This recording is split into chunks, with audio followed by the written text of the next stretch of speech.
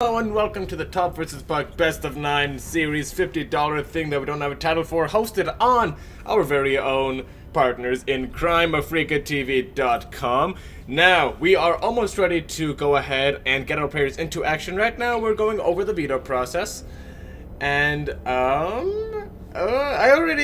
to start off, okay, right off the bat, I did not do a very good thing, and I just randomly assigned the first player to do a veto. So you have to veto maps in a best of 9, right? Of course. The way we're going to do this is as the following. Players are going to veto maps down, until they get to one map left, and then after that, the loser just picks the next map. So I was just thinking, that I would just pick a player at random, and, you know, I flipped a coin, and I was like, oh, okay, it's Tails. Tails for top. I guess we'll go with top. And, you know, they didn't take too kindly to that. I was a little ignored, rightfully so, because that wasn't the thing I should have done. So now Jedi Zealot, our team manager, is going to go ahead and help them flip that coin. So we're just going to go ahead and wait for that to work. puCK, obviously, with the friendly banter. I don't know if you guys can see that super duper uber well, but there, I am keeping the chat channel open on the right side. No, that's my right side. So here. Yeah, over there you can see the StarCraft window, the chat channel over there. I think it's a little nice, fun, and interesting thing to see. I mean, I can even do like a play-by-play. Ooh, yeah, as you can see, top, very shy guy today. Not very doing too much of the talksies. And right off the bat, he vetoes battle on the SMT, which I think is supposed to be a clever variation of him saying battle on the boardwalk. Battle on boardwalk. Everyone hates. Smiley face. Jedi Zealot says heads, tails, anyone. Oh yeah, I guess top is gonna go ahead and veto first, like I suggested, which is great. Meanwhile, let me make sure the stream is going to go ahead and battle is first veto. Hang on, battle is first veto. Too many maps to veto. Is that okay, puCK? We vetoed. Wait. Now we're getting a change of plans. puCK says he wants to get playing here pretty soon, and we are wanting to take player requests very much into consideration. So I'm just confer with Jay-Z over here. I want to get playing. Top, just pick map 1. Okay. Okay. That is fine. Top, you can pick map 1. I'm gonna go ahead and make an executive decision. If puCK really wants to start playing right now, semi-executive decision. I'm not executive. I remember after the series, if we want, please send me your PayPal. So alright, that is fine. So top is going to pick map number 1. Then the loser of map just picks next one. I'm getting excited, getting my fingers nice and warmed up. We are in the baby stages of about to start this series, and it is very exciting. Let me quickly make sure the stream is not going 100% to hell. I know sometimes there are problems, and looks as though we are good so far. 10 concurrent viewers, very nice. Hello, Drew Optimus, nice to see you join us on in. Glad to see that the stream is looking at least alright-ish, acceptable-ish, what I guess is kind of acceptable. Not only is it acceptable, it's acceptable-ish. Alright, go Abyssal. Okay, I make. Oh, I'm gonna have puCK and Top in a party with me. This is so exciting because they are my heroes. puCK more than Top. I'm sorry, Top, but puCK is just. Oh man. Oh, he rustles my Gemini's. And don't forget, ladies and gents, this is on the new balance test mod, so it is super duper exciting to see the new strategies that we can and probably will see from these top end players. I cannot wait. Let me just go ahead and make myself a referee, and now we'll invite puCK, invite to game. Yeah, the balance test map. Obviously, a lot of huge changes have come on up, and I'm very eager to see each player's interpretation of how the matchups are going to change. If you don't know, Top is a Terran. I am 99% sure, just because I don't know that off the top of my head. I'm just looking at the thing right over there that says he's Terran. And as we gonna go ahead and iterate through these games, we'll talk about changes as they come on up. And let me just ask both players if they are ready, so we can start this, get up and running to game number 1. It's gonna be exciting, it's gonna be fun, and most importantly, it is going to be StarCraft. Now, I did just wake up 2 minutes ago, so I deserve some of this. puCK, we're just waiting on puCK's go. Top says go. Is puCK saying go anywhere? puCK is saying go. Alright, ready to rock and roll, guys. It looks as though puCK's preferred choice is green, Top's is light pink. Pro players, man, I'll never understand their choice of colors. I seriously will not.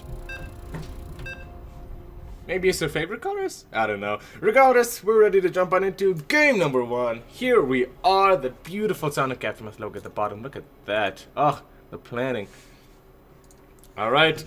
And God, you know what? Every single time, I swear I forget my caster settings. It's literally just turning off mouse scroll, but regardless, here we are, and we're ready to rock and roll. Getting back into this, oh boy, this feels good. Spawning in the top left-hand position of Abyssal Reef. Representing our pink Terran player, folks. He hasn't had too much outstanding success in 2017, but he has been making a splash in online tournaments as of recently. Give it up for the one, the only, the Top.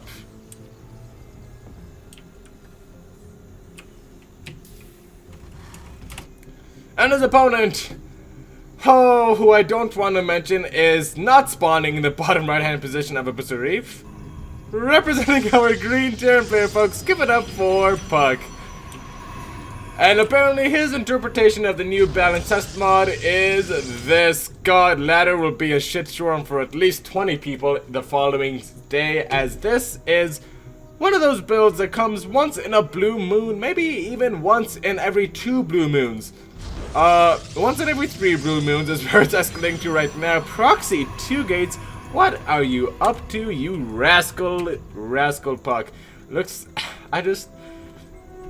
I want to be exasperated with puCK, I really do. But I think this is kind of clever, you know, proxy gateways in a place your opponent will never ever scout unless he makes a Reaper, in which case he will scout this.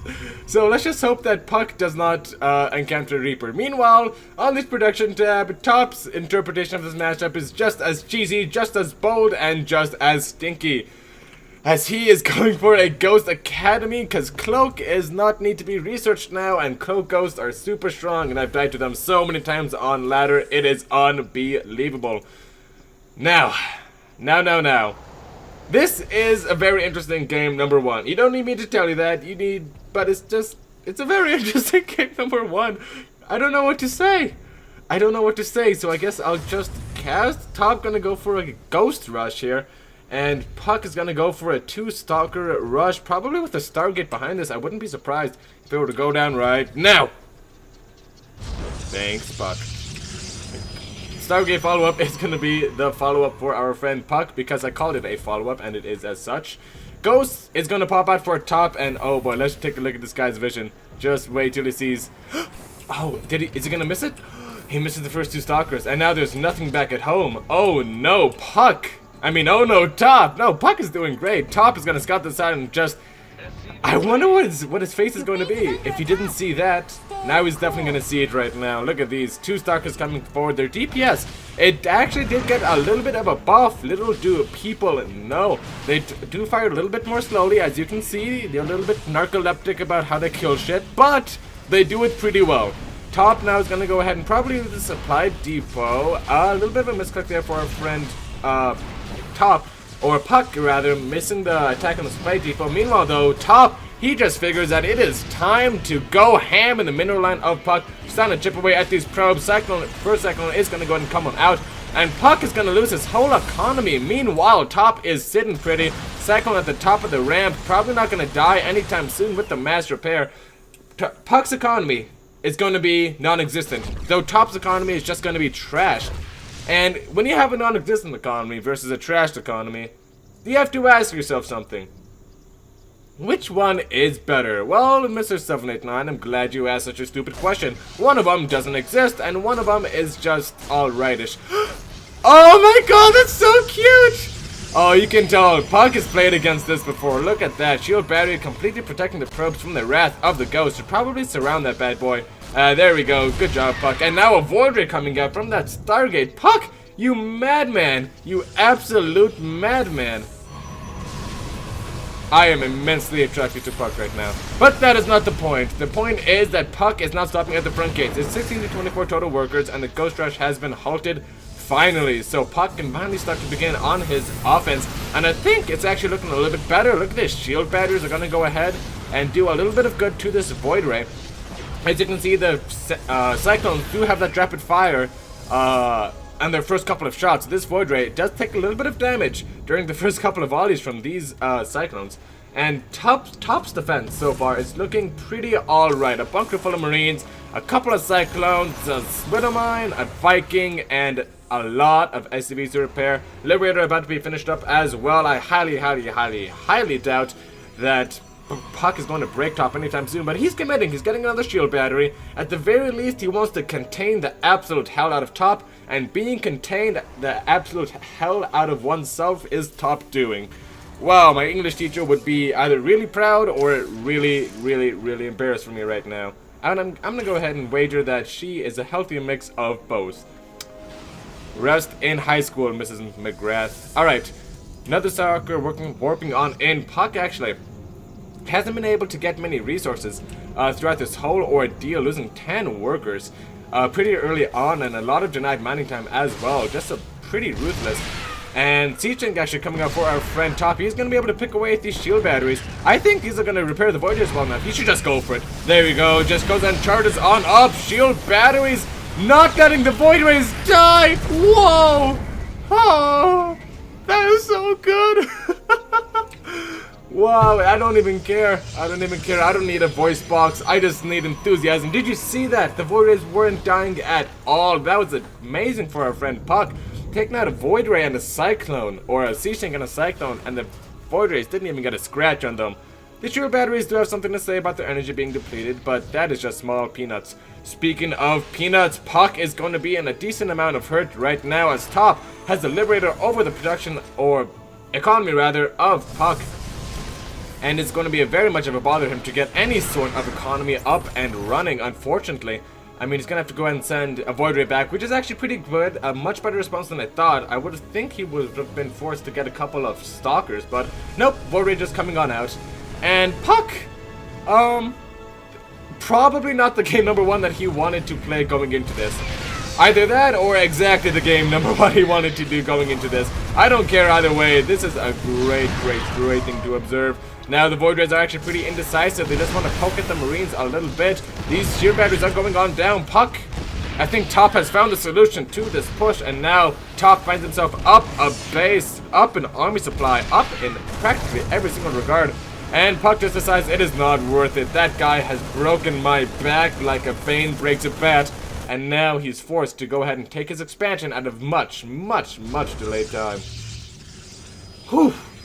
I think we have a little bit of a breather right now, folks. I think we just have a little bit of a breather. Thank God, because this was very stressful. A very stressful first 10 or so, 8 or so minutes from our friend puCK. I mean, it's a very interesting... Oh, Sharky, hello. Hello. It was a very interesting first push from our friend puCK. It was a very good effort. I think it was very creative. Unfortunately, he's about to lose all of his production. And Top so far... Why did I switch it around? I had to write the first time. Top so far is gonna go ahead and say, I'm too good for this, puCK. Who do you think I am? You rustle my jimmies, good sir. Probably doesn't speak like that. Probably does. I don't care either way. Gonna go ahead and now push on forward into puCK's natural base. Meanwhile, puCK is saying that he can't do anything against that. Gonna go ahead and send Void Rays in the main. Nothing to clean these bad boys up, and nothing produced will be out there in a good enough time to take them out. So this base is forfeit from our friend Top. Meanwhile, puCK, if you want to talk about forfeitures, don't even get me started on puCK's base. Look at this. This is just not fair. I thought this was supposed to be a balance change, not a one-man whopping change. Yeah. Oh man, the Stalkers died and everything's going to hell in puCK's base, and now there's a base over there and I don't know what's going on. There's still Void Rays in the main base though, which is good. puCK gonna go ahead and avoid that Widow Mine. Thankfully though, after it shoots, it is revealed. So yeah, Top can go ahead and definitely lose that Widow Mine for free. Oh, I don't know about this, guys. I really don't know about this. I would love to say something about this, but I just can't, so I won't. Oh, I'm gonna drink my black coffee because I'm stressed out and I got school, and this is the first game of Top versus puCK, and I may have to actually reverse the names one more time since puCK is expanding up here, and Top's gonna go ahead and go at the bottom over here somewhere. Oh, man. Okay. Well, this is a pretty well fortified base, fortunately, for our friend Top. puCK, I kind of have the feeling he was supposed to split 2 Void Rays here, 2 Void Rays here, but honestly, I'm just nitpicking at this point. He's trying to do what he can, and it's a man's mission. It's a Protost's mission to make a Terran feel as horrible as he does for every time he is forced to base trade. There was a thought in there somewhere, I swear. Mr. Cossack's are going down with surprising rapidity. Or I guess speed would actually just be a word to use in that situation. Widow Mine's more pumping on out. I think as more time goes by, the more and more responses to the Void Rays that Top can muster. Void Rays gonna go ahead and get damaged by this Widow Mine, but there are just so many Widow Mines and there's missile turrets, and I don't know about this. Top still has this big ass army to deal with, so puCK isn't out of the water just yet. This is difficult. Let's take a look at Top's base over here. Oh boy.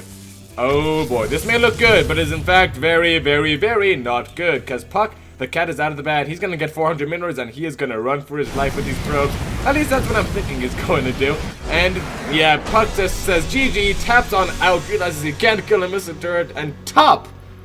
I think I've actually said Top instead of puCK and puCK instead of Top at least 10 times during the cast.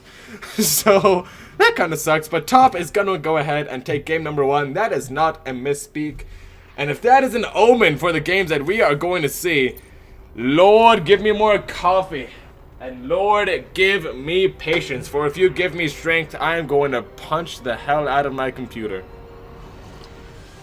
Out of love! Out of love, because that was a great game number 1. Look at this. Oh my god. Oh my god, it's so... It's like a modern art painting, these graphs. It's amazing. Look at this. Alright, anyways, let's go ahead and see what puCK wants to play for game number 2. So, he does get the privilege of doing so. puCK, your map pick. Whew. Generally, people play Abyssal Reef to avoid those sort of games, folks. I don't know. I don't know about that one. I just don't know. Top actually isn't in Sonic Aftermath anymore, the channel, so I'm gonna go ahead and see if I can find him. Where are you, Top? Won't you? There he is. And now we're just waiting for puCK. Yes, puCK. That's the man's name. We're gonna go ahead and wait for puCK to select his next map. And oh my gosh, I'm gonna say puCK instead of Top and Top instead of puCK so many times. I can just feel it in the heart of me bones and in the bones of my heart, none of which should be anywhere which I just described, that this is going to be a very puCK Top series. Oh, well, let's go ahead and see. puCK, he's having a little bit of problems choosing a map. I don't think he heard me. Maybe if I type louder. I'll just type it again. Loser picks map. puCK your map pick. Loser picks next map.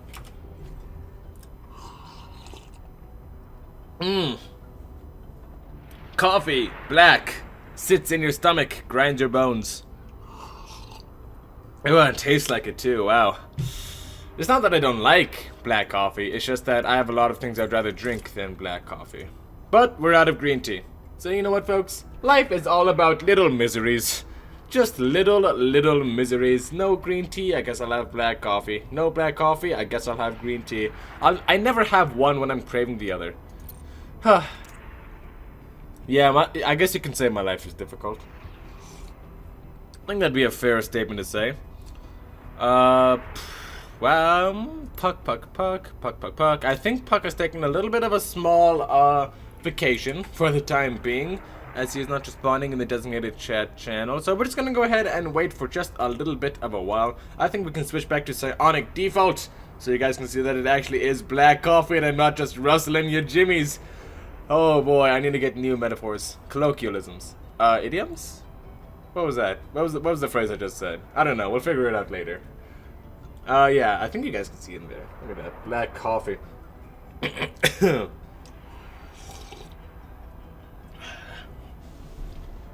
I like my coffee like I like my Zergs.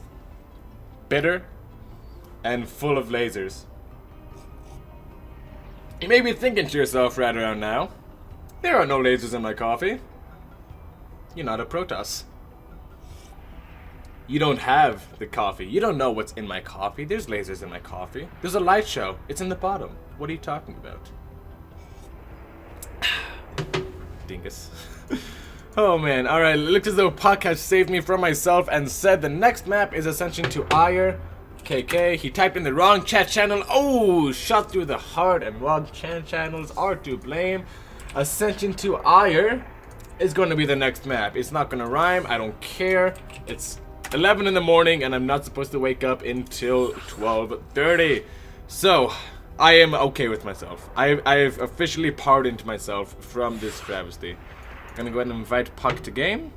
And now Top, you can see Top after waiting for a little bit while for puCK just said, puCK,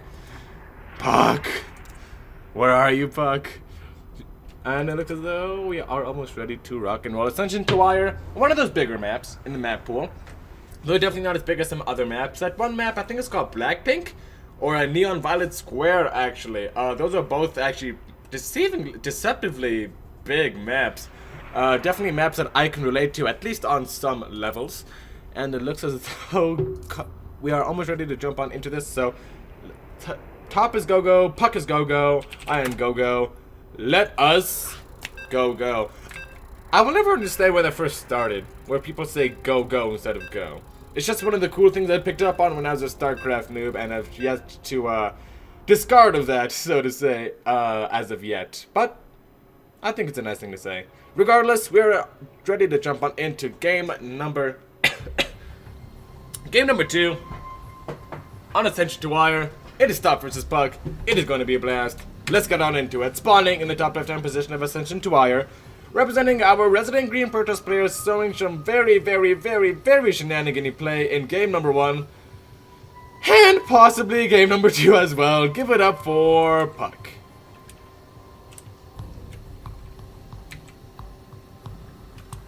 And his opponent spawning in the bottom right-hand position of Ascension to Ire, representing our pink Terran player, having none of puCK's Protoss shenanigans.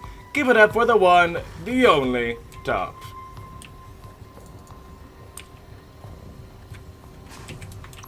Old habits die hard.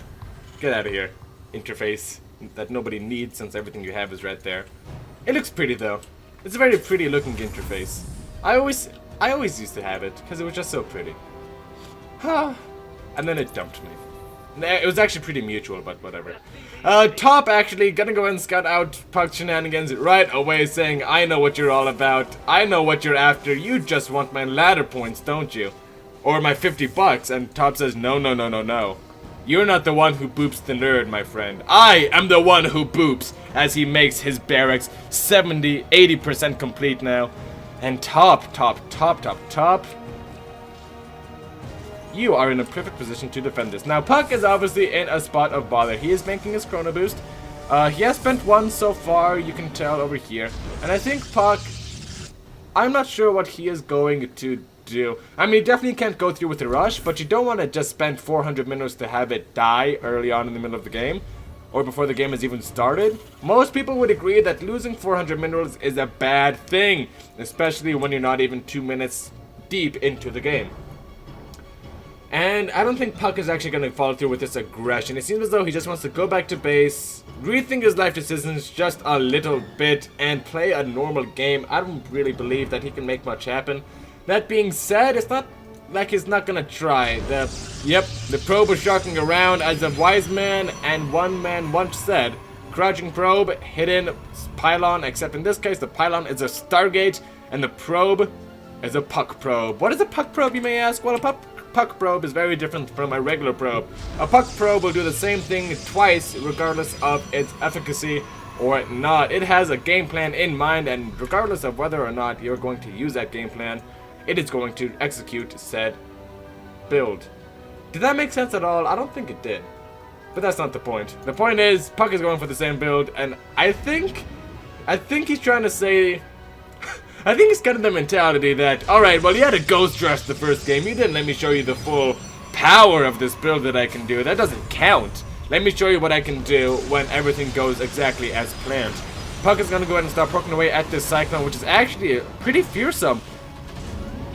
Pretty fearsome for the Stalkers to face. Luckily, they do have a little bit of a buff against these bad boys. Not you, these. A buff against these bad boys. So they actually were able to hold their own just for long enough to allow the shield battery to finish. And again, Proxy 2-Gate, Void Ray.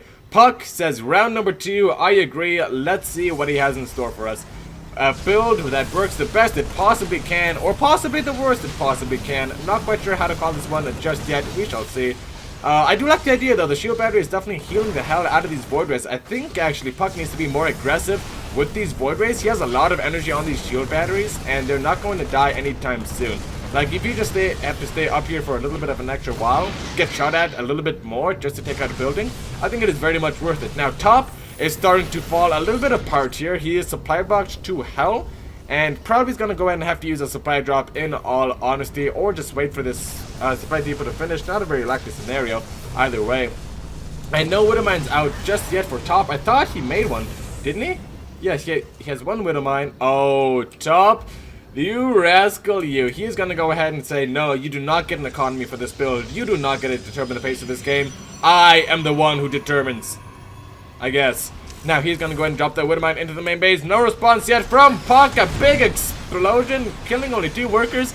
And the shield battery saving all the probes. Oh, the humanity. Oh, the probanity. This is amazing. Watch your profanity. Actually, a small, little bit of a mini recall there from our friend puCK. Gonna go ahead and get a couple of Stalkers on back. I actually think he only really needed 2. I mean, this shield battery is putting in work, ladies and gents. puCK is gonna go ahead and take out the Cyclone and the Widowmine, all for the price of 1 Stalker and 4 probes. Thankfully, though, this did something a little bit more important. It bought top a lot of time. And when you buy time, siege tanks come out. And when siege tanks come out, your push gets destroyed. Don't buy time. Don't let your opponent buy time. Deny him the ability to drop the Widowmines in your base. Now, puCK actually just took that out very quickly, so I guess that was pretty useless thing of me to say. Look at that, the Void Rays are just so good. They do so much damage in the air. Void Rays do so much damage. There's always a saying. There's a saying in StarCraft, you gotta respect those Void Rays. And with shield batteries, oh my gosh, do you have to respect those Void Rays or what? Not only do they do a bunch of damage, but now they don't die. Good job talking myself into a corner there. Now top thinks he has enough to push this all back, and I think puCK agrees with him. Gonna go ahead and pull on back for the time being, and yep, it is going to go ahead and get shut down. So this is the end of the rush for puCK. Let's see what he's managed to accomplish. 27 to 24 total workers. Not too much in that department. However, 1 base to 2, definitely a lot to be had there. Unfortunately, half of his production is across the map, where top knows it is. puCK is going to defend it very fiercely. 5 Stalkers, 3 Void Rays. Yeah, they can definitely hold their own against this amount of units from our friend top. And yeah, I think these Marines are actually just going to get out microed. Siege Tank going to siege up way too late, and now puCK finds himself not quite willing to go up this ramp, but very much able to protect his production for just that little bit of extra time while he can secure his economy lead back home. A pretty brilliant move from our friend puCK to go ahead and defend his production. He knows if this dies that he is going to lose in the army front. He knows that is what he is lacking right now. Top may have the army, but puCK has the economy, and when you can deny your opponent's army in any way you can, puCK is a happy camper. 27 to 24 total army supply. puCK is going to go ahead and start sharking around with these Void Rays. Going to go ahead and see if they can deny Stim once again. I think we saw him target that last game on Abyssal Reef. Going to go ahead and turn on those Void Rays like he turns on my heart, you perverts. Going to go ahead, look how quickly that dies. Not even a chance to live. Gonna go ahead and go for the starport now as well. However, 4 Vikings do pop on out, and they will be able to kite these bad boys into oblivion. I don't expect these warriors to get out of their life.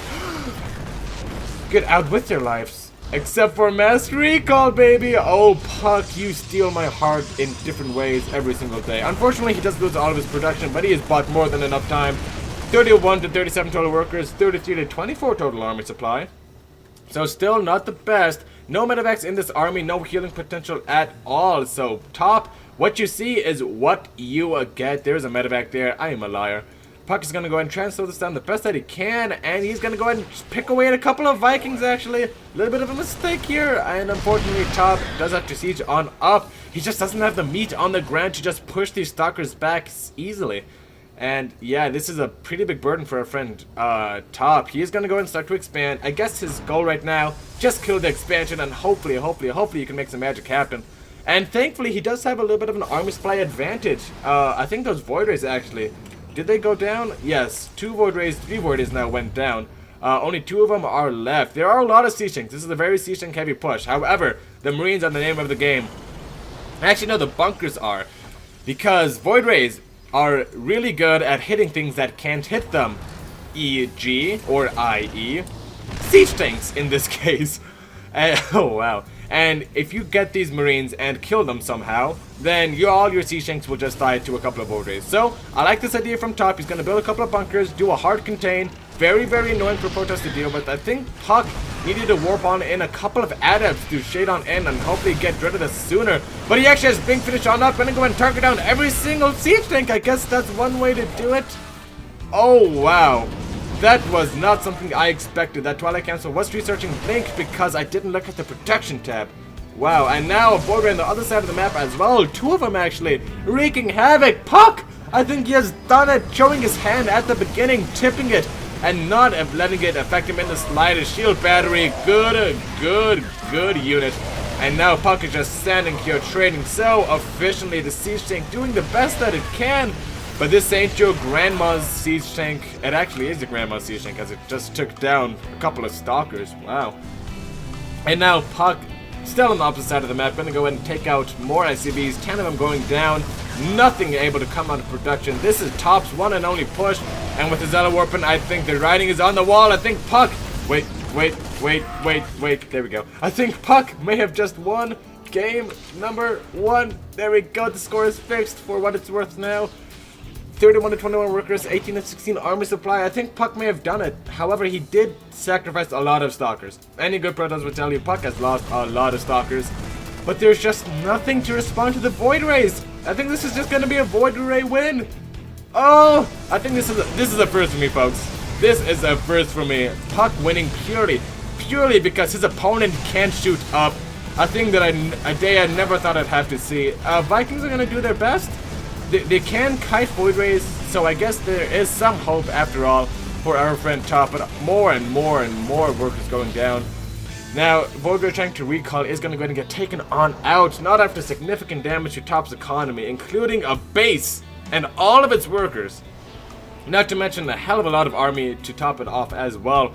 puCK is no pushover, and I think he's discovered a very powerful build in this new balanced quote-unquote test map. He is going to go ahead and move out on the map right at as of now.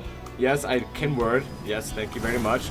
That's the thing with Blink Stalkers, though. You definitely got to stay active out on the map, otherwise your opponent will just kind of boop you. And there's no reason not to. Just get some value out of your units. Why not? They're free Blink, free Micro, free Marines. Nom nom nom. And puCK expanding in the face of danger. What a dangerous man. What a dangerous man. You know what? There's actually literally no reason for him to do this other than to say, get out of my game, top, without dancing his stalkers in front of his army. Oh man, puCK. Man, oh man, oh man. Yeah, he's just ahead in so many ways. And I think top realizes it as well. I think he heard me. He should learn to cast a little bit softer, and GG is called. And puCK brings it back game number 2, showing top at the beginning what he was going to do on top of it. What an amazing play from our friend puCK. Micro impeccable. I think this is just one of those builds where a new thing has happened in StarCraft and people can't really figure out how to deal with it just yet. Kind of like pylon rushes when Legacy of the Void came out. Pylon rushes against Terran, overcharge rushes. Oh my god, they were unstoppable. I think puCK is yearning for a taste of those glory days of 3 wins versus Terran. and is reliving it through his Void Ray build. Definitely a build I'm going to try out on ladder, as it looks very, very, very powerful. Oh man, I should probably not accept messages. I should probably change a couple of social settings if I'm gonna do that build on ladder. Like, oh, I don't know. Only allow friends to send me messages. Because this is going to be a bad thing on ladder for me to do. And I don't think people would appreciate it very much. Then again, this is war. This is StarCraft. I shouldn't care about what they think. I shouldn't care about what puCK and Top thinks. Moreover, what Top thinks, because it is his choice for the next map. Top, next map, question mark. Probably going to be a long map that doesn't favor any cheesy shenanigans. I think, actually, Boardwalk is going to be his best choice here. I mean, if you take a look at the layout of Boardwalk right over here on this side of the screen, boom, right here. I mean, you can do some proxy shenanigans over here, but the rush distance is actually pretty long, and it's kind of a Terran favorite map the more you get into it. Because of this choke point right here, there's a lot of avenues of attack that the Terran can exploit. The more that I look at it, actually, the more I think this is fine for Protoss. Because you have an easy 3 bases, and the 4th base isn't that ludicrous to defend.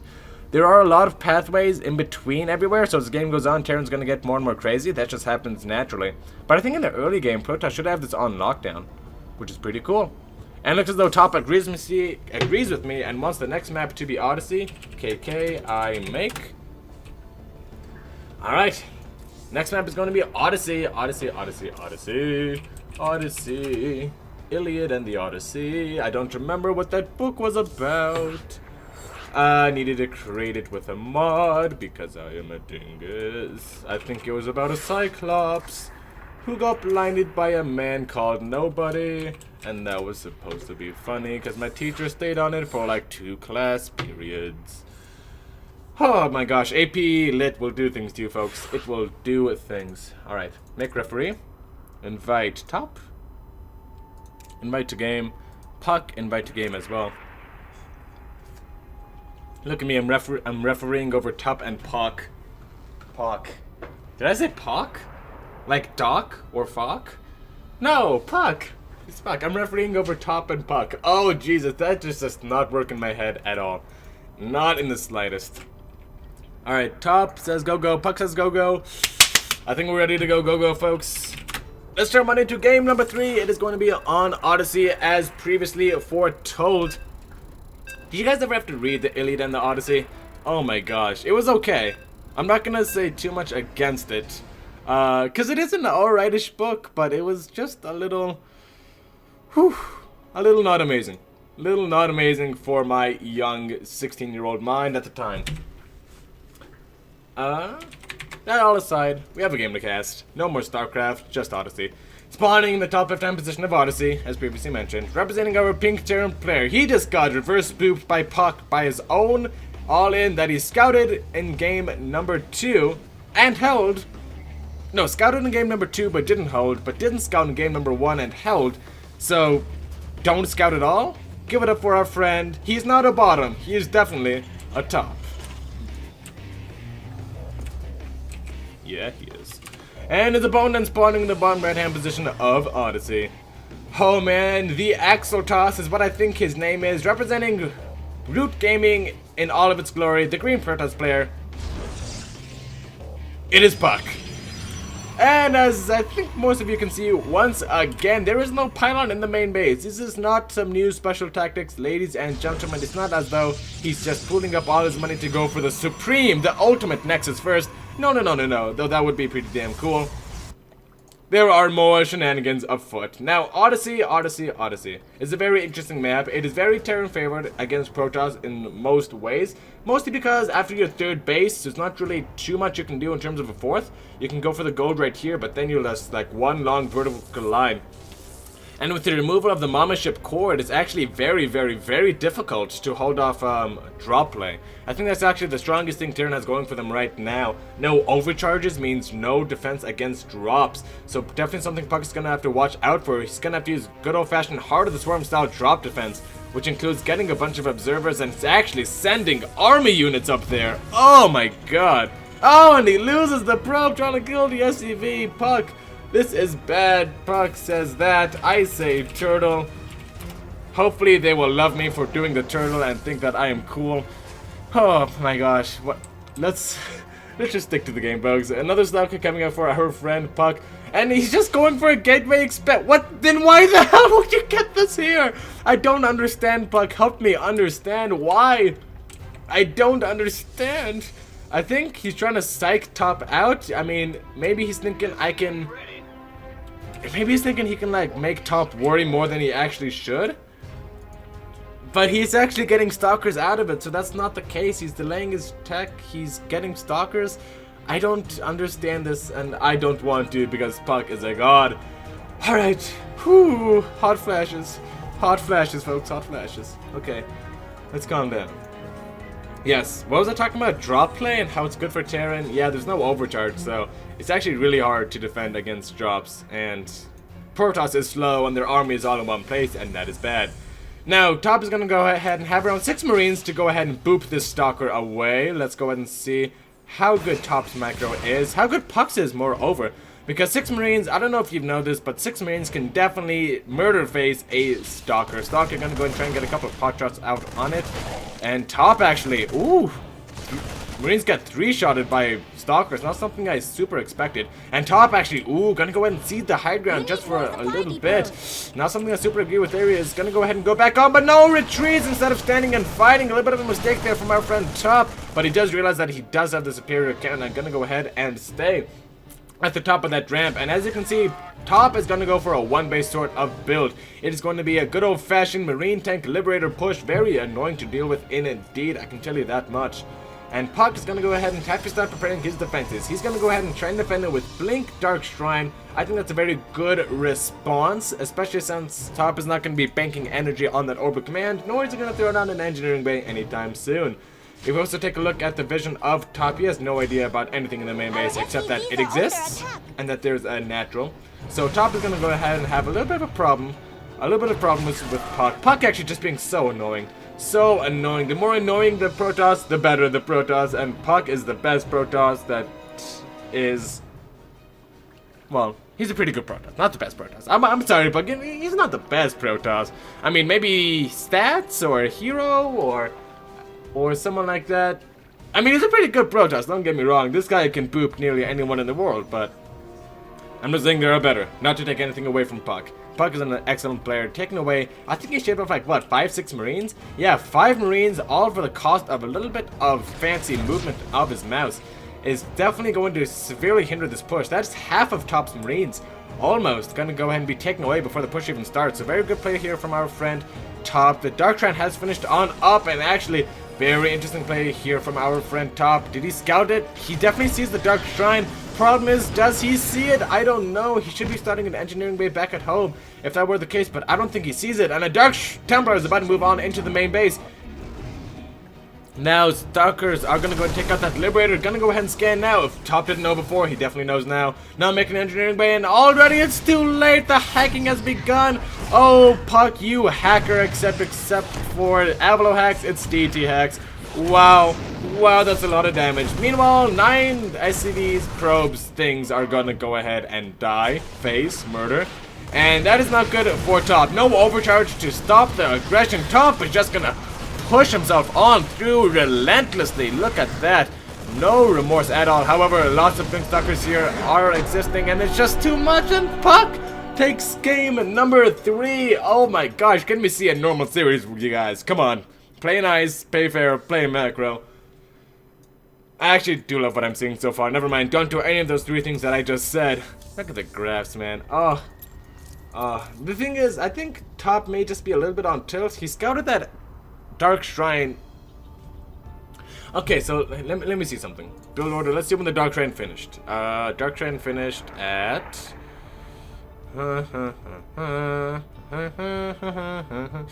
3:28 the Dark Shrine begun, right?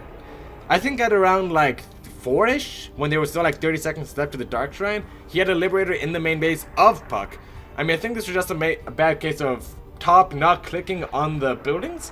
And the Dark Shrine looking exactly like a pylon that unfortunately contributed to his downfall. I mean, as you can see in that game, as I pointed out, even though the Liberator saw the Dark Shrine, he didn't even make an engineering bay until the first Dark Templar was out to slice and dice him. But that's in the past. What's done is done. The deed is done. The cake is baked. And we are ready to move on into Battle of the Boardwalk. Oh boy. Okay. I make. Whew. If you guys haven't played on Battle of the Boardwalk, let me tell you, the first game that I played on this was confusing as all hell. Because I was like, where's my opponent getting all this money from? He has to. I don't get it. How did he scout out my ingeniously placed proxy star gate? It was in the boardwalk area. How did he see it? I have no idea. And then I realized that that is not the map that I need. And then I realized that there's just almost like a pocket gold battle. Where's the boardwalk? You know what? I'm just gonna screw it. Where is it? Where are you? I'll just look for you over here. Battle on the boardwalk. There we go. So the main mistake I made in my first game over here was, you know, I thought I wanted to be creative, and I was like, I know what I'm gonna do. I'm gonna go ahead and proxy or Stargate in this area over here. Hang on, in this area right here. My direct opponent will never scout it. And he scouted it and started killing it almost immediately. And then I saw a bunch of drones go by, and I'm like, that's weird. I wonder why he'll pull drones to attack the proxy Stargate. I guess it kind of makes sense. But then the drones just went right past the proxy Stargate, and I was so confused. I was so confused. And then I finally realized it hit me, actually. Only after the game ended, because I hit the instant replay and I was like, how the hell? Why did he send his drones there? How did he have so much money? I don't understand. And it turns out there is actually a gold base right there that you can take for freezies without knocking down any rocks behind your natural base. And I felt like such a fool. That's the worst case of television I guess I ever had. But I guess that's all in the past. I've learned my lesson, and now I take this base and do charge out all-ins versus Zerg. So who's got the last laugh, really? I mean, really. We're ready to jump on into game number, what I believe is 4, of puCK versus Top. If this series has taught me anything, it's that Top is very sad that puCK does not want to play a normal game with him. But yeah, this is what I'm talking about right here. Like, I proxied right here, thinking that, oh my gosh, he's no way gonna scout that, and then bunch of drones came by and I didn't get the big message that was a bunch of drones coming by that, oh, there must be a hidden base somewhere. So I was a dingus, and I am sorry. But spawning in the top left-hand position, hopefully not one to repeat my mistakes, representing our pink Terran player, unfortunately getting booped by our top right-hand player's aggression. Can he bring it back, folks? He is gonna spin continuously. Not gonna go ahead and change his momentum at all, for he is a top. Alright, I'll work on that one. We'll put a pin in that one. We'll come back to it.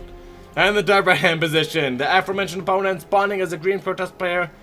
Representing Root Gaming, folks. Give it up for our very own puCK. Not our very own. What am I saying? I'm not part of Root Gaming. Psionic Aftermath for life, or at least a foreseeable couple of weeks into the future. Now, puCK. What are you doing? Gonna go ahead and go for another proxy gateway build. This guy just does not like making pylons in his main base. I think when he was a kid, a pylon in his main base, like, I don't know, like snuck into his house and traumatized him somehow. I don't know what's up in the world of puCK that he can't put this in his base. Maybe there's a good reason for it. There probably is not. But I would like to think that puCK does things with purpose. I guess he just wants to play a bunch of mind games versus Top. I mean, the mind games versus Top have just been A+ premium, USDA grade beef so far. I mean, puCK is not giving Top a break.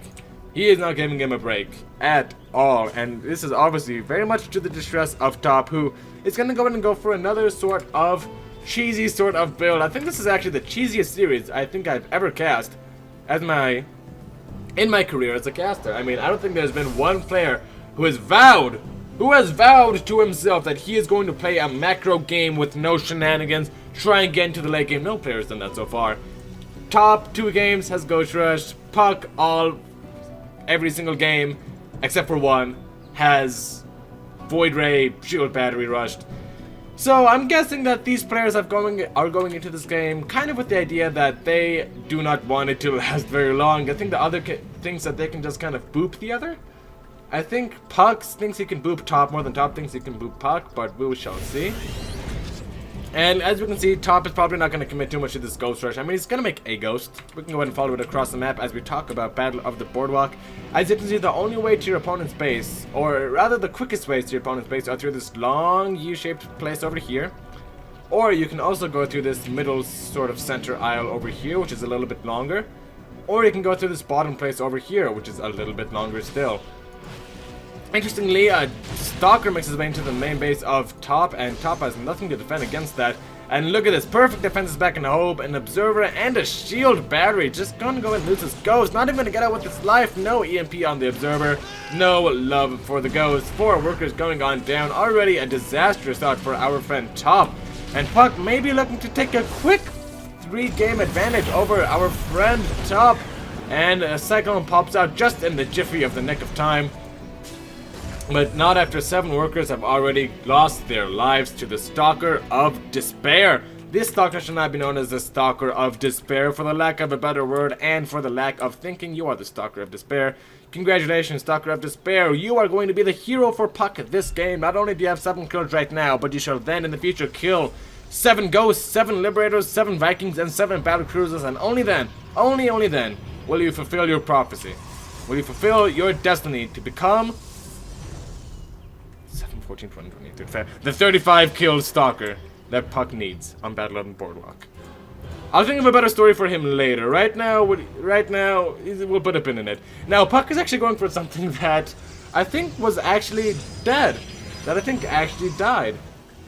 Disruptors. As you can tell, or probably not tell just yet, the new balance changes have changed the Disruptor in ways that I cannot even begin to imagine. Let me click on it before it pops out. Boop. It doesn't show me the abilities in this interface. Crap. Well, let me tell you folks, they explode on detonation. And while that's infinitely better for mineral line harass, it's infinitely worse for actual straight up engagement. So, the Disruptor is more like a harassment tool right now. It's really weird. It's not really meant to fight in the main army. Cause it's really not good at fighting in the main army, you know? It's just not amazing. So we're gonna have to see what puCK wants to do with it. I mean, it can do this. It can definitely pick up units here and there, but look at that. Cyclone can just go ahead and tank that shot straight to its face. Eat it, wham, bam, thank you, ma'am. Says the Cyclone, and now puCK is forced to be on cooldown. But Disruptor drops, definitely a nice thing I like to see. puCK definitely just experimenting around with all the sorts of different builds that he can do.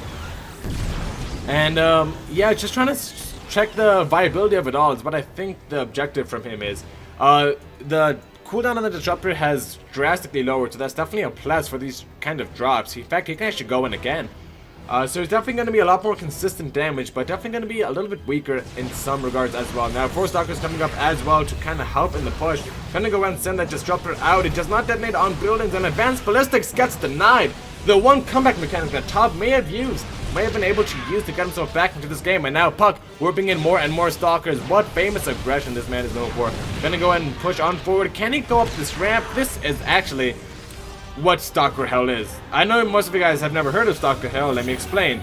This right here is Stalker Hell. That has never stopped puCK before, though. He's gonna go ahead and get stopped by that because, yeah, it is just Stalker Hell, as I've said before. I don't get it. Why did he get this gate right here? This is gonna bother me so much. Like, first, I don't get this at all. If any of you guys have any theories as to why he would put this gate right here first, other than sheer mind game shenanigans, you know, I'm all for it, but, you know, I have no idea.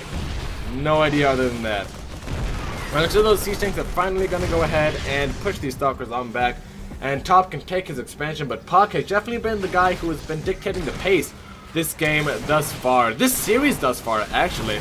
I mean, Top has been the one trying to keep up with puCK, and puCK has just been relentless in his aggression, relentless in his pacing, and relentless in his drop with the Disruptors. Maybe? No. I do not know. I think if he drops that, Disruptor's just gonna die. I guess not. And it looks as though Top is going to go ahead and defend for now. I mean, Battle of the Boardwalk definitely known for its many choke points leading up to its natural base. Look over here. You can either attack the natural through this small choke right here, or this even smaller choke right here. Oh, Jesus, can that one-shot a siege tank? Oh my god, that's crazy. Oh my gosh, Top agrees with me. GG is calling. puCK takes game number 4, but, kind of a weird note to end the game on. I wish I would have said something cool instead of, wow, does that thing one-shot a siege tank and then GG quits on out. Maybe some thoughtful analysis or some hype would have been great leading up to that. Oh, the Caster Curse lives on in many different ways through many different mediums, folks. I think the graphs really do tell the story. I mean, puCK has just been on top of this all series long. I do want to see before puCK absolutely eats the face of top, just at least one macro game. At least one macro game, one long back and forth macro game with Liberators at the 10-minute mark and Colossus and Storm and Blackjack and Hooker. I don't know. Something nice. Alright, top says Neon Go Go, and I'll say KK. Next map is going to be Neon Violet Square, and this is the experimental map that Blizzard has go ahead and chosen.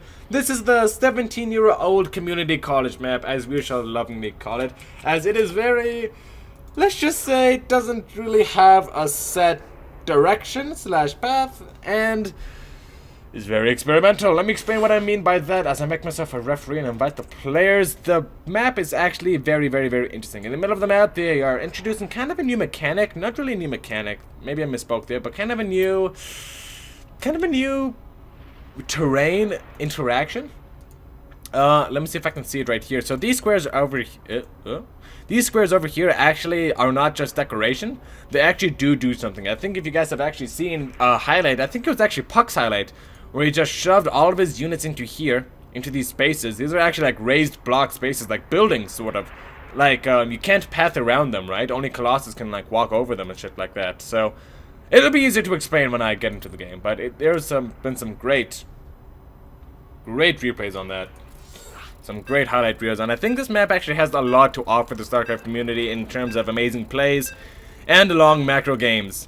Which this is a map that definitely does a compass for that with the pocket, the pocket third. It's not a true pocket third or pocket natural as many people would call it, since it is deficient on minerals. I don't remember what it's called. I can't remember that one base. I had like a base right here. And then the base right next to it had like no minerals in it, and it was just like, it just had this. It was just without this. Ignore this. It was just like the left side of this box, and that was the resources it had. It was like, come on, dude, you don't actually take like sloppy seconds to have an economy up and running. What the hell are you doing? But I digress. Right now we are on game number 5, and we are ready to jump on into it. Spawning in the top left-hand position of Neon Violet Square. Representing our pink tier player, he ain't no Neon Violet Square himself. Give it up for Top, who can hopefully start mounting a comeback sometime soon against puCK. And in the bottom right hand position, but mostly in the middle of the map, spawning as a green tier player, Protoss player, I meant Protoss, representing Root Gaming in all of its glory. Give it up for the one, the only, I almost said puCK, but it's Hero. Can you tell that I have Root Hero on my mind? Hero is such a cool guy. Such a cool player. Oh my gosh. Hero is my favorite player. He is just so amazing at everything that he does. And if I can be 1/10 as good as macro as he is, maybe then my father will accept my casting of StarCraft as a career choice. No, I'm just kidding. Now Top is going to go ahead and just play macro. Play macro. Thank God. Thank God for this. Thank you so much, whatever God is out there. Thank you for Top making a Reaper and just expanding. Yeah, Top definitely not taking any shenanigans. Gonna go ahead and see if we can scout out any sort of proxy stargates, proxy gateways. Little does he know, puCK is one step ahead of the game, and he proxied on his side of the map. It's absolutely genius. Top has no idea what's going on. puCK is one step ahead of the game. He's like, oh yeah, you can search for the proxies, but but who's gonna search for proxies on your side of the map? puCK says not Top, and I think puCK is very much correct in this case. Look at that, it's just a gateway expand. I don't know what's going on.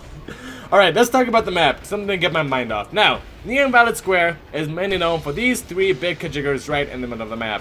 Now, fights rarely happen in the middle of the map. They mainly happen, I like to say that fights mainly happen near bases or on one player's side. So instead of being like right here or right here, they generally kind of happen like right here and right here instead of right here. But in the fringe cases that they do actually occur in the middle of the map, it's very interesting. These Neon Violet Squares actually, they almost create sort of a labyrinth that you're forced to traverse if you're Sorry, folks. If you are wanting to go through it, so you actually cannot go through these squares. They're treated as actually raised buildings or hills. You cannot go through it, and it's very, very, very annoying to deal with. Very cool things you can pull, very cool tricks. You can smush your whole army here so the Zerg player can't surround you. You can serve your Colossus there, and hopefully the Ultras can't get you. Lots of cool things we can do over there, and I hope that we see some cool utilization of that this game. As it looks as though both players are just shaping up for a standard schmandard macro mandared. I think Top actually has a lot of nerves right now, and the main reason I say that is that he finds a completely undefended natural base and main base on top of that, and just decides to go back home with his Reaper. So I think Top playing a little bit extra cautiously in the face of puCK. Not even cautiously, just timid. He's very tepid. This Hellion's gonna go in, trying to do some damage. Shield battery, great defense though. puCK, yeah, and puCK knows it. He knows that this is some good ass defense. And it looks as though there's actually not much defense in the natural base to speak of. Oh my gosh, those are so lined up. I think puCK realized it at exactly the right moment and does go ahead and split them. puCK is gonna go ahead and go for that same blink build, wanting to keep the pressure on top side of the map. And I think Top's best bet, just expand as much of the shield battery's energy as you can. Or actually, don't be stupid and get out of there alive. Oh no, it's gonna get booped. But valuable scouting information has been obtained for our friend Top, who does look like he's doing some pretty standard stuff. Actually going for 2 factories, which is very interesting, as well as 3 barracks. So if there are any resident players in the chat to my right, now would be a good time to say so. We have a new person in chat actually. His name is Amanus40. Amanus40, thank you so much for joining on in. Hope you are enjoying the stream thus far. And God help you if you have seen those previous matches, because oh my god. Oh my god. Not the saltiest of crackers would be good enough for the amount of cheese that we just witnessed in games 1 through 4. But I have high hopes for game number 5. Both players just kind of doing a little bit of nothing. puCK just taking an expansion, getting some gateways, +1 and blink, that's fine. What's actually pretty cool about Protoss is that they can skip the robo for actually a pretty long time. And let's go straight for blink as puCK is doing. And the main reason is that Widow Mines are now revealed after they shoot. So you don't really have to worry about, you know, Widow Mines in your mineral base or something like that in your main base. You can play a much more aggressive, much less passive style. And I think puCK is definitely going to go ahead and capitalize that as much as he can. So Blink Stalkers, very hard of the swarmy, gonna go ahead and take off 2 Marines and go away, as is the tradition. As he does expand to his 3rd base right now, what does Top have in mind? Because you don't just make 2 factories just for the hell of it. Does he actually have 2 factories? Shift K control. How do I check structures? I think that's S? Nope. D. I am a failure. It's T. Alright, so. Alright. 1 factory. I could have sworn he made 2, didn't he? I could have sworn, guys, call me crazy, but I saw 2 factories up here when I was observing earlier, didn't you guys? Am I going crazy? I think I'm just going crazy. I swear I saw 2 factories. Oh my god. I actually am going nuts. Oh jeez. Okay, no, it's fine, it's fine, it's fine. Top is gonna go ahead and move across the map with pure bio. And puCK actually gonna go for a very quick storm. Now, quick storm is a very interesting choice, I think, against Terran nowadays, because it's so easy to get ghosts. I think the cost has been reduced in the earliest update, and they get free cloak, so not really too hard to transition to ghost as it once was, once upon a time ago. And puCK actually gonna go ahead and lose the cybernetics score. This is what I want to see, an actually good army doing things out on the map. So nice to see. puCK sneaking a couple of stalkers back here. Gonna go ahead and get taken out by puCK probably. This is some very angry bio. Look at that, gonna go for the sandwich. Meanwhile, puCK is gonna go ahead and try and posture himself on this main base over here. Storm is around 10 seconds away from competing, and I think Top a little bit too nervous to push on into that. No one can blame him. Who's to blame him? Certainly not me. 7 workers actually going on down for our friend Top. So actually not too good here. And yeah, this is what I was talking about. They kind of have to pass through this, so it's very cool. And yeah, puCK is just gonna go ahead and try and macro up to the best of his abilities. Now, this is kind of where the point. I was talking about him having 2 factories when he didn't actually. Now would be a good time to get 2 factories, because when you have quick storm charge lot, there is about 1 thing that you need, and that thing is Widow Mines. No, Ghosts. Ghosts are a lot better. Ghosts are much, much better. But if you can, Widow Mines. A couple of Mirage gonna stim on 4. Gonna go ahead and pick up a couple of High Templar. Definitely super annoying, as any Protoss will tell you, but it looks as though he sacrificed a lot to do that. And now Top is in a little bit of a pickle, and actually I think puCK thinks he has enough to go ahead and take this on. Top not paying attention. I think he can actually take it on. There's not much meat to this army, not much DPS at all. The Immortals are going to go ahead and get focused on down. Meanwhile, 5 probes going down in the main base of puCK as well. He's defending it well, but he is losing a lot on the main front. He lost all of his Immortals, and now more workers going on down. These are the games we want to see, folks. And now puCK is in a spot of bother. This whole base is not going to be forfeit, I don't believe. I just think that he's going to lose a lot of probes. And actually, if he doesn't react soon, maybe even the Nexus is going to lose all of his shields at the very least. There we go, completely naked, completely exposed, no one to save you. Oh, poor Nexus, what fate has thee? And it does end up going on down. And puCK is in a lot of trouble. Ghost, I think I saw on the production tab. Yes, the first Ghost has arrived. Top is now getting the response to the Ghost, and Top is just playing this beautifully thus far. And puCK is in not a great position. He does have to definitely move across the map. He has his High Templar in his War Prisms. That is how he's gonna go ahead and try and find a comeback in this game somehow. Maybe if he can flank the bio, avoid the EMPs with some amazing Storm War Prism combos, but I don't think it's gonna happen. 1-1 is about to finish up for our friend Top, so he's gonna match the upgrades of puCK. And puCK definitely is the guy who needs all the upgrades he can get. Now Top is going to go ahead and posture himself out on the middle of the map. A little bit of a risky choice, and Top, how well can you defend with just pure bio? I mean, I gotta tell you folks, as a Protoss player, pure bio is just my dream. It is what dreams are made of. It is so easy to play around in Legacy of the Void. Now, these Ghosts are not going to have the chance to get their EMPs out, especially with puCK's Spring Stalkers, especially with these Warp Prism. It's definitely a game that puCK can win. He just needs to play it just right. He has 1 Storm left, and very little DPS from the High Templar.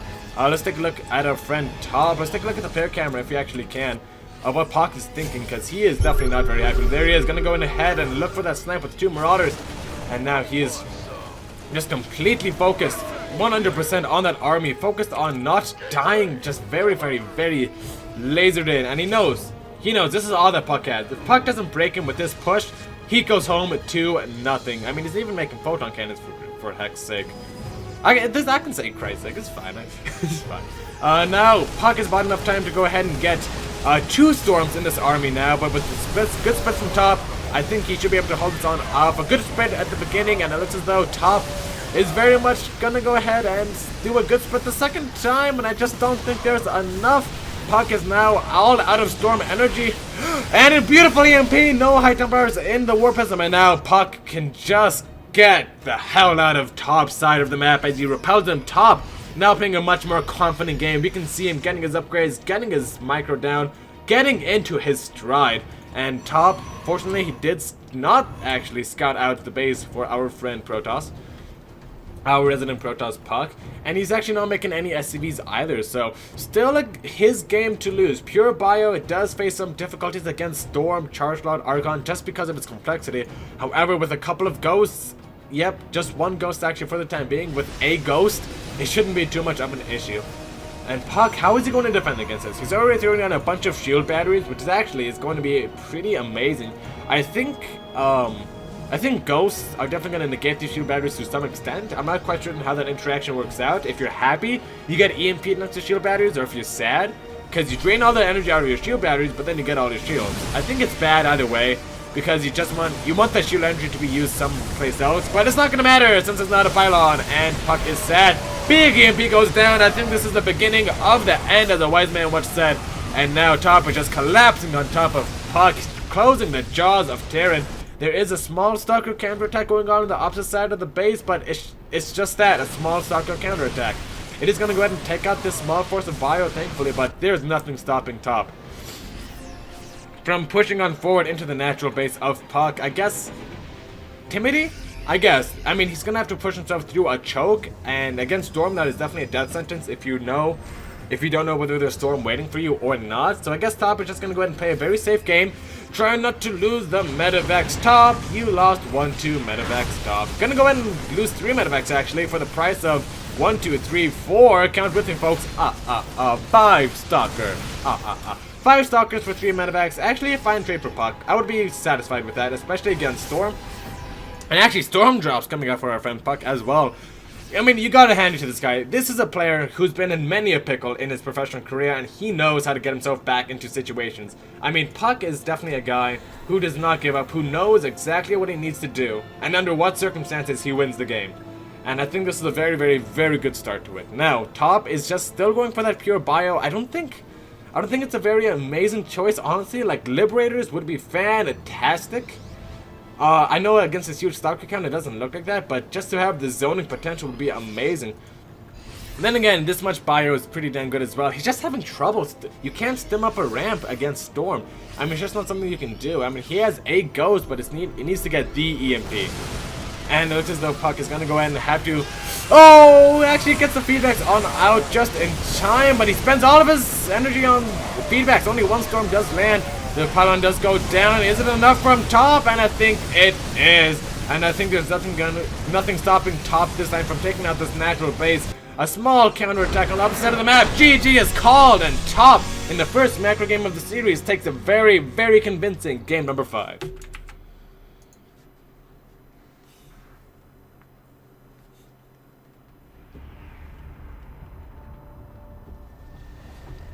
Oh boy, my back is actually just killing me.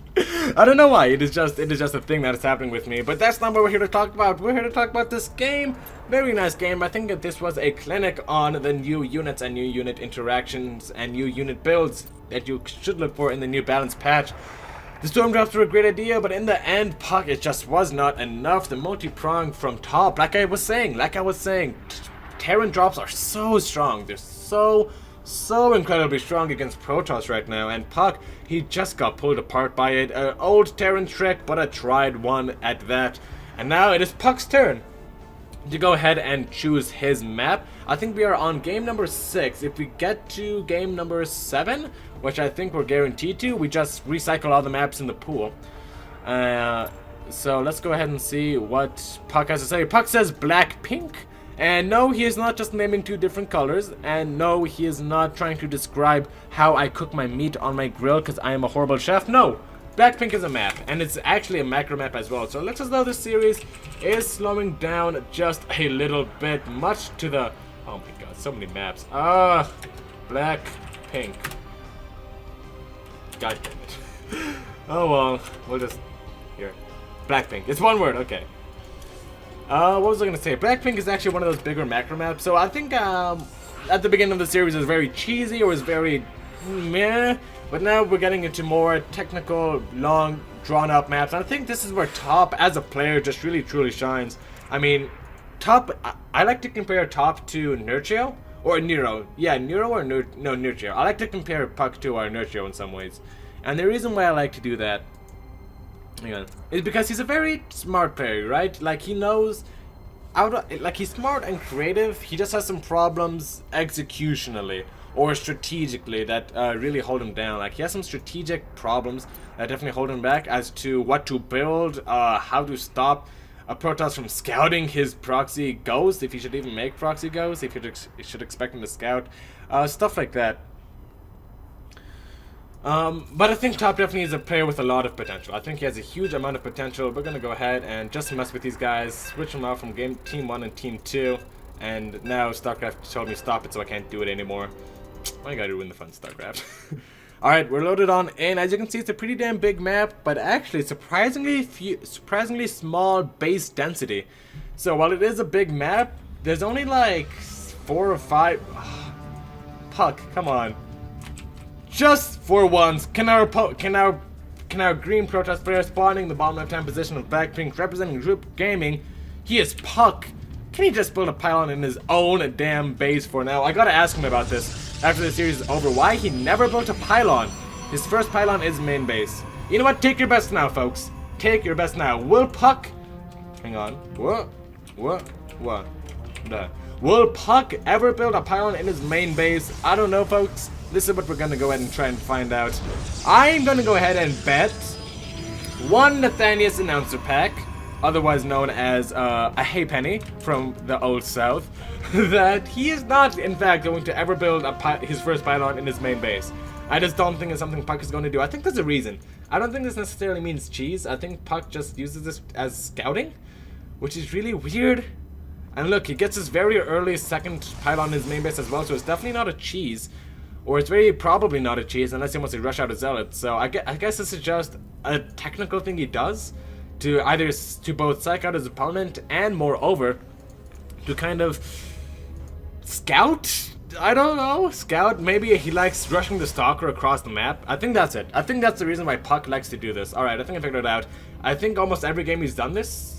Or practically every game, we've seen him put very early stalker pressure on, and because of the increased DPS, it can actually do a lot to a Terran player if they don't go for a lot of units early on. Like, let's say they get their reactor without the Reaper, and then after that, they swap out the Reaper or the factory immediately after the reactor finishes onto it. I mean, that in that case, the stalker is going to do a lot of damage. At the very least, it's going to make a supply depot not very happy and deny some mining time for our friend Top, but I don't think it's going to do too much. And if a Terran player is worth their salt and walls off, I don't think that much is going to be done in the way of a single stalker. Now, oh, I guess I am wrong and I am a fool. He's going to go ahead and go for... That's the Diva announcer pack, actually. Pretty good. puCK is actually going to go for a shield battery rush, is what it appears like. It's not a forward pylon for warpins. It could be used as one. It's a double purpose, but mainly he wants shield batteries, I'm guessing. He's chronoing out stalkers as well. I mean, puCK is playing this so incredibly aggressively. I think Top is starting to pick up on the fact that he is playing so aggressively and is going for some very, not necessarily safe builds, but definitely more aggressive early game builds to try and prevent this sort of thing.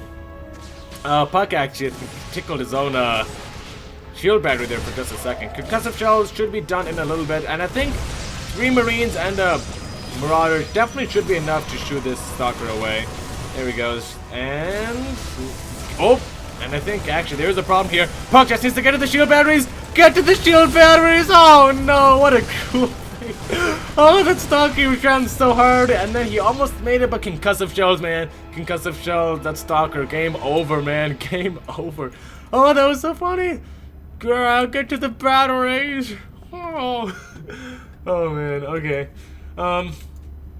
Oh yes, very deep, mature caster, non-pubescent voice. Amazing. puCK is gonna go ahead and have to stop this Marauder concussive shell push from our friend Top. He does have a Nexus already down. I think the strength of concussive shells is the fact that, you know, you can stop your opponent from running away, but with shield batteries, it's very easy to just stand and fight. I mean, it's actually super easy. You can even pull probes, and you will only lose like a couple of them. So Top, he has to push right now. Gonna go ahead and focus on this pylon. Knows how important it is to the defense of puCK. And puCK gonna go ahead and seed a couple of workers. And Top actually gonna go ahead and focus down the stalkers. There's nothing left to do. These shield batteries though are gonna be immense. Look at these!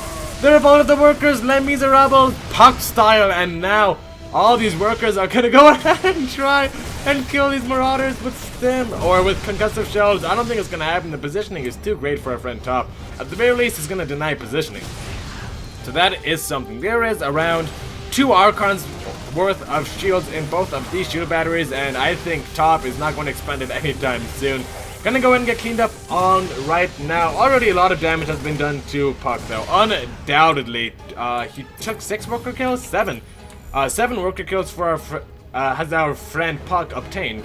So now it's 26 to 24 total workers. When you're even on workers against the Terran player, it's never a good thing, because not only are their units just a little bit more dense, so they can make a little bit more, and they're more cost efficient than your units generally, they can also make more of them. They can make a lot more of them with mules, and it gets very sketchy. By the way, if anybody wanted to know who's coming late so far to this amazing series made possible by Afrika, if any of you guys want to know what the whole puCK versus Top the past 7 games were, just this, alright? Just that. Meanwhile, let's not go away from the action. Stimming Whew, best caster NA, am I right? Wow. Alright, GG and Top takes game number 4 with the Marauder rush at the beginning, turning on into a stim rush at the end. Just relentless aggression from my friend Top. Top, like I said, he's a smart player. He is a good cookie. This man knows how to play his StarCraft. And, you know, puCK has been playing very powerfully. It's almost as if puCK has been playing as if he doesn't believe that Top will punish him. And for the first couple games, this was true. Like, top wasn't really punishing puCK. Like, top was just ton of vision, try not to die. And then as the game slowly progressed, we can see puCK does aggression. And then top slowly starts to say, I'm not going to let this be like game number 1, 2, 3. I'm not going to let it be like that. I'm going to push back. I'm going to drop you in your main. I'm going to go for my own stim timings. I'm going to open up aggressively, scout out for what you're doing. And so far, it's working out well. I don't think puCK is necessarily... I don't want to say not respecting top as a player. Because that's definitely not what he's doing. I just think that puCK went into this thinking he can just cheese out every single game from top since he is better than top. But, you know, series is 4-4, at least I think. I'm pretty sure. If somebody thinks the score is otherwise, please correct me in chat. But I think the score is 4-4. And, you know, puCK is going to have to do some major rethinking about what he wants to do this series. Maybe go for a more standard build, less aggressive. It seems as though top is adapting very well to the aggression. So what I would love to see from puCK is just slow down a little bit. Try some Colossi out. Just take a quick third base, something like that. We've seen puCK very much favor his super aggressive style. But I think what would behoove him is to keep things spicy. Because as you can see, top is very, very, very able. Extremely able, as a matter of fact, to adapt to puCK's playstyle. If like puCK is playing predictably, and top is just pulling out like build after build to bonk this nerd. So, you know, I just really think that puCK needs to adapt. That's all. Top, you keep doing you, man. Alright, puCK gives me a go-go. Top is yet to respond. We are just waiting. I got a friend request. I hope it's from puCK. I want him to be my friend. Nope. Boop. Alright, top is ready as well. We're ready to just jump on into match point, I actually think. No, wait, it's 3-3, isn't it? No, it's 4-3. Wait a minute. It's 4-3. No, okay, so puCK hasn't won. puCK hasn't gone on match point, so it's 3-3. I'm pretty sure. Alright, 3-3. I'm 100% certain it's 3-3. This is game number 7, since this is the last map in the pool. And top won the last 2 games. And he already had one before that, so I'm very confident that the score is 3-3. Sorry for the confusion. Let's get into it. Spawning in the bottom right hand position of Catalyst. Making me lose my bet that he would not make a pylon in his main base. Representing Root Gaming. It is puCK. I said that, it sounded like I said that was disdain. But trust me, I just kind of choked on my saliva there for a bit. It's nothing like that. I love you, puCK. It's my own shortcomings as a man. Okay. And in the top left hand position, spawning as our pink Terran player, the surprisingly adaptable, surprisingly malleable Korean clan man. He is a man who is on blank of his game. Alex, I'd like to buy top for 500. What is top? Wait. One game show at a time, Swagger. One game show at a time. Whew. And let's just take a second to appreciate the music of StarCraft. How lucky are we, folks? That's such an amazing game, has such an amazing original soundtrack. Oh my gosh. I can listen to this stuff all day, folks. This is actually what I listen to while I'm studying. Oh my gosh. The reason why I listen to this while I'm studying is because I hate studying. So why do I listen to this music, do you ask? Well, it eventually gets me in the StarCrafting mood. Listen to this music long enough and you can't go without booping a nerd. Alright, puCK, thank you. Thank you for not doing what I thought you were about to do and making me think that you are a dingus. Now, puCK is slowing on down. The caster predictions, they feel good. He's not slowing down too much. I mean, okay, in all honesty, puCK's version of slowing down is just building his pylons in his main base. He's still gonna go for one base play. But at least this time it's not as all-in-y or not as stalker rushy. I think it's just going to be as a wise man once said, crouching probe, hidden pylon. Always gonna be a hidden pylon. There's no reason. Actually, there is a pretty good reason. He's actually might just want to harass the worker building the command center. I think he picked up on the fact. Never mind, there is a Reaper. Nope, never mind. Crouching probe, hidden pylon. All right, so before just so I can look cool, there's a ramp here. That you can jump onto the main base. All right. Right, and you can't see it on your main base, so it's actually really weirdly placed. The best part about that ramp, actually top does see everything. The best part about this ramp is that you can't see it. So the first time it ever happened, I had, the first time I ever played on Catalyst against Terran, all my units were right here, because I was like, oh yeah, this is a pretty shitty Reaper map, because I was like, 1 level, 2 level. Yeah, so we may only come up through here. Yes. Makes very much sense. I'm a Velociraptor. And then I saw Reaper get in my main base, and I was the most confused man in the whole universe. So I watched the replay, and I saw it jump up seemingly 2 levels, and I was like, wait a minute. Zoom, enhance. Oh wait, enhance. And boom, there's a culprit right there. So yes, Reapers can jump on into the main base, and as puCK's Reaper did, or Top's Reaper, see I told you I was going to be doing that. He did actually see that it is one base play. He did scout out the gateway, he did scout out the Twilight Council.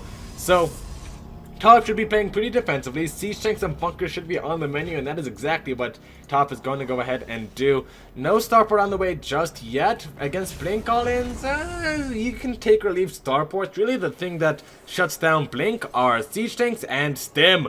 I call it the double S. I hope that was not a Nazi reference in any way. I don't know why it would be. Just something about it screams double S. Something about double S screams World War II. I'm getting some very World War II vibes. You know what, it's fine. Root's puCK's Blink is not finished just yet, so Top has some more time to wall it off. puCK is gonna go ahead and go for a shield battery, so I guess I'm actually not an ingenious caster, and puCK is not slowing down at all. Rightfully so! Not rightfully so. Gonna go ahead and almost take down that bunker. Top with the clutch repair at the last second. I think the siege tank is just barely gonna be out of range of the shield batteries, and I think puCK can always just place it like right here. Like if he notices that the shield batteries get hit over here, he may move it. So close. I mean, this probe is so low. If he went just a little bit farther, he could have lost his probe, and this push would have been severely worsened. Now this Reaper is going to go and try to do some damage in the main base. Shield battery, though, good unit, and warps on a Stalker defensively. So Reaper worth its weight in Stalkers, actually. And, oh, actually taking big shots from the siege tanks, it appears.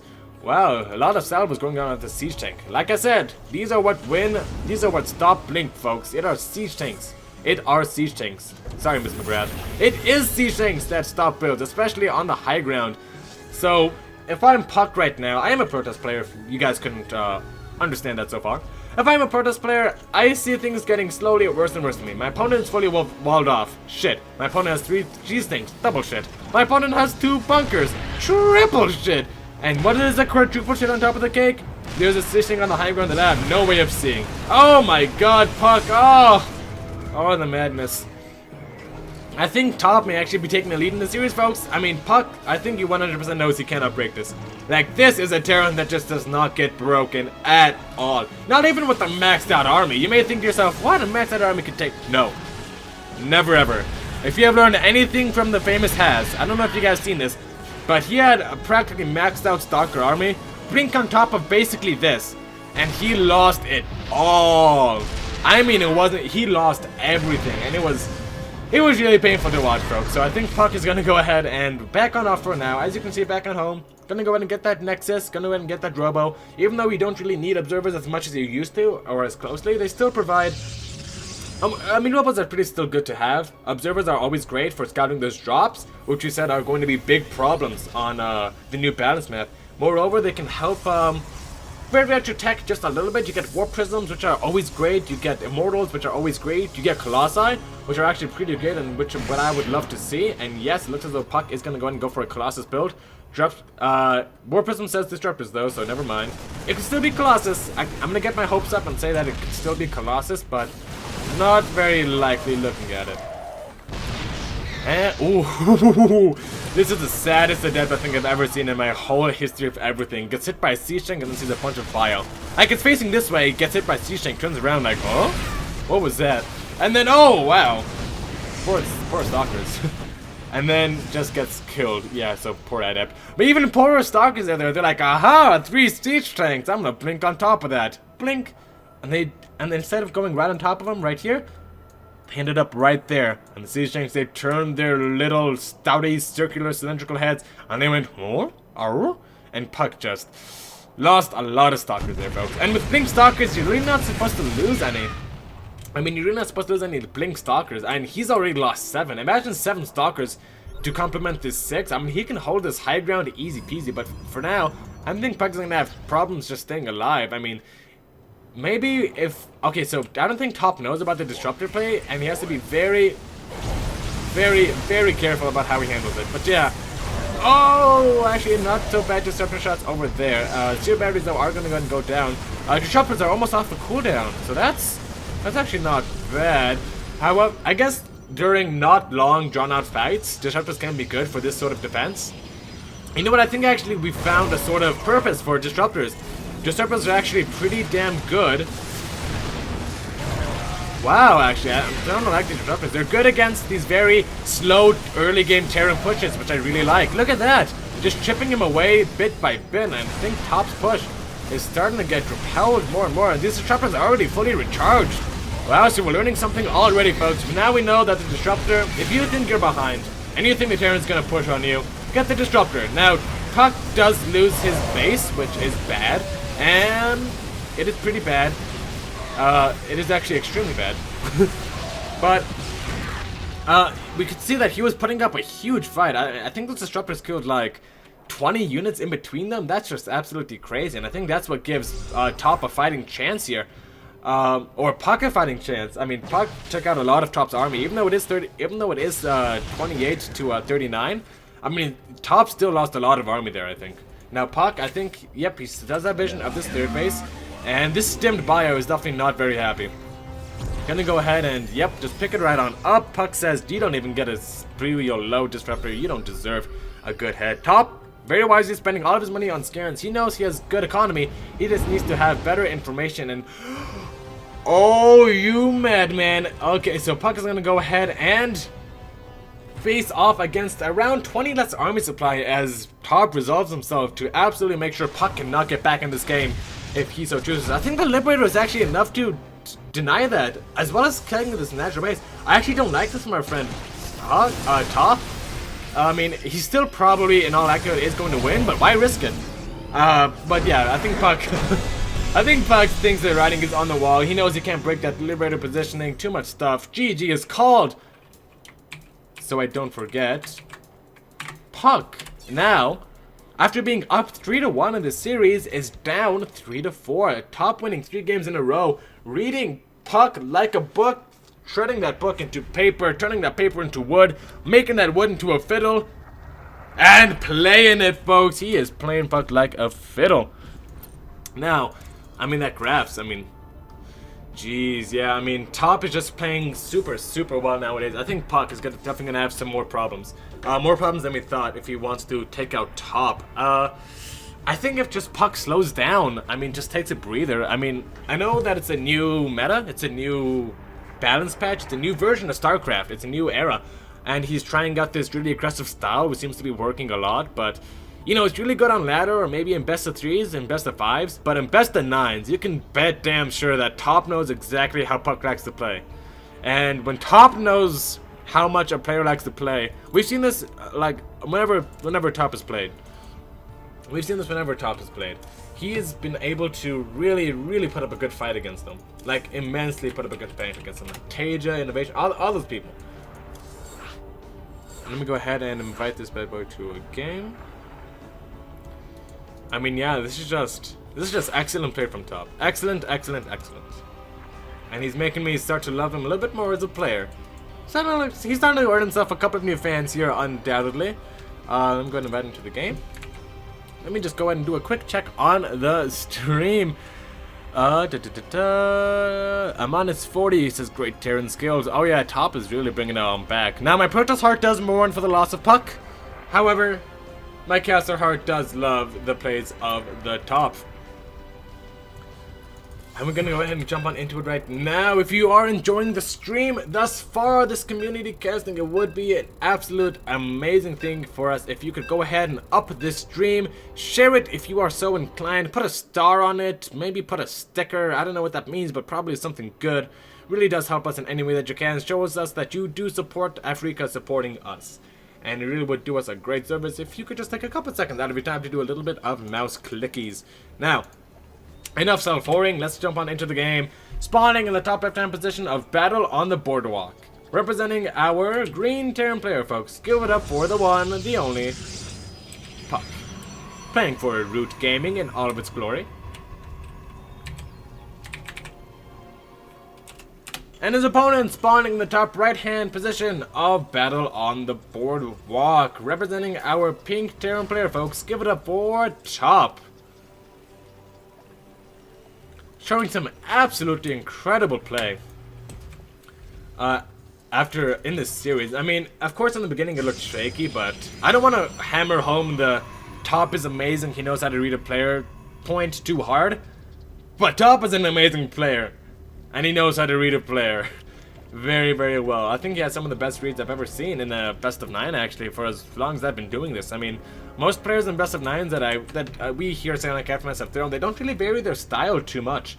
Interestingly enough, they just kind of have a certain goal in mind, like, I'm gonna cheese 2 games, macro the rest, right? I mean, it seems as though Top, he spent the first 4 or so games getting to learn puCK as a player. And I think puCK is not doing that against Top.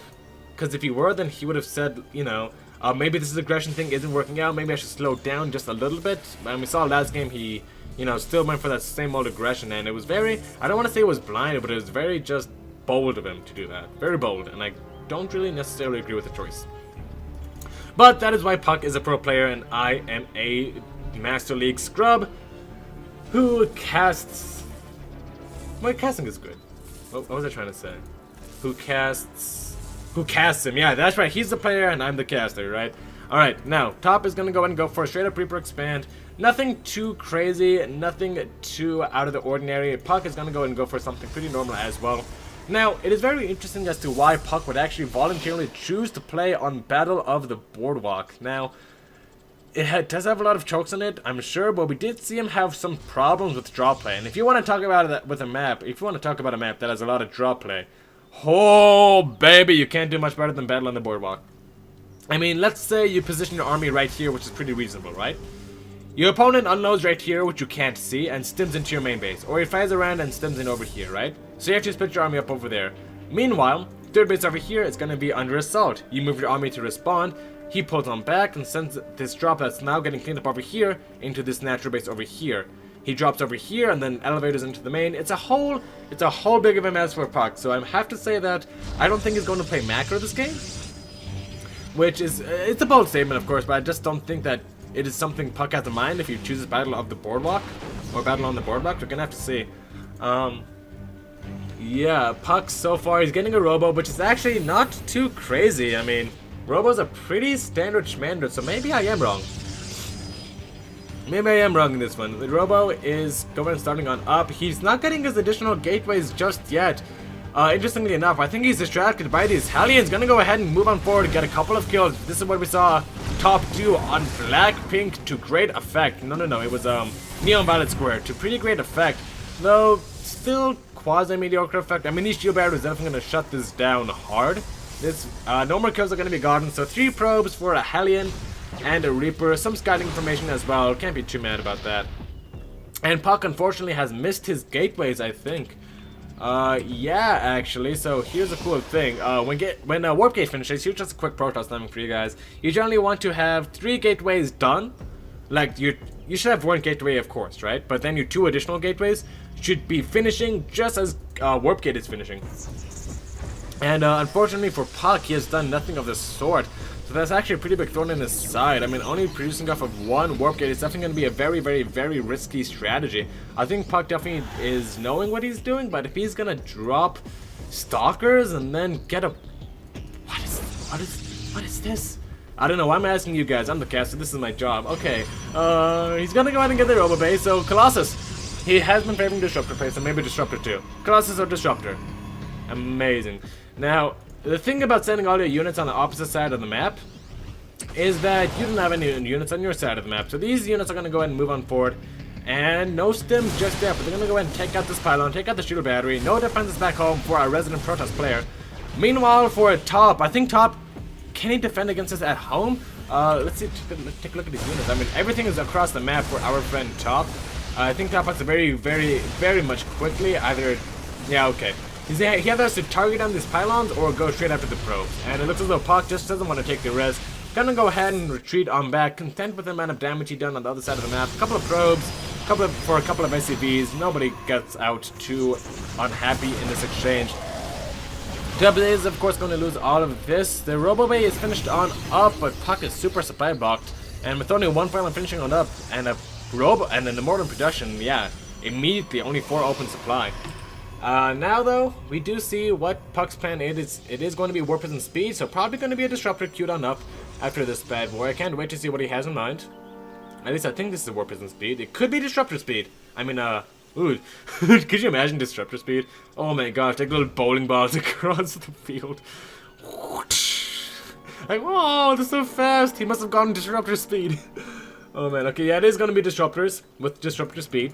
And, you know, I do like this from puCK somewhat. He does have 3 gateways he wants to put on aggression, I get it, but, you know, Stim is done, +1's about to finish, their combat shields. I think top is definitely a little bit too good of a player to fall prey to these sort of tactics. And it is going to be a Gravatic drive. Gravatic boosters is the one for observers, so no Disruptor speed just yet. I think, you know, don't call it Warp Prism speed, because you only really get this with Disruptors.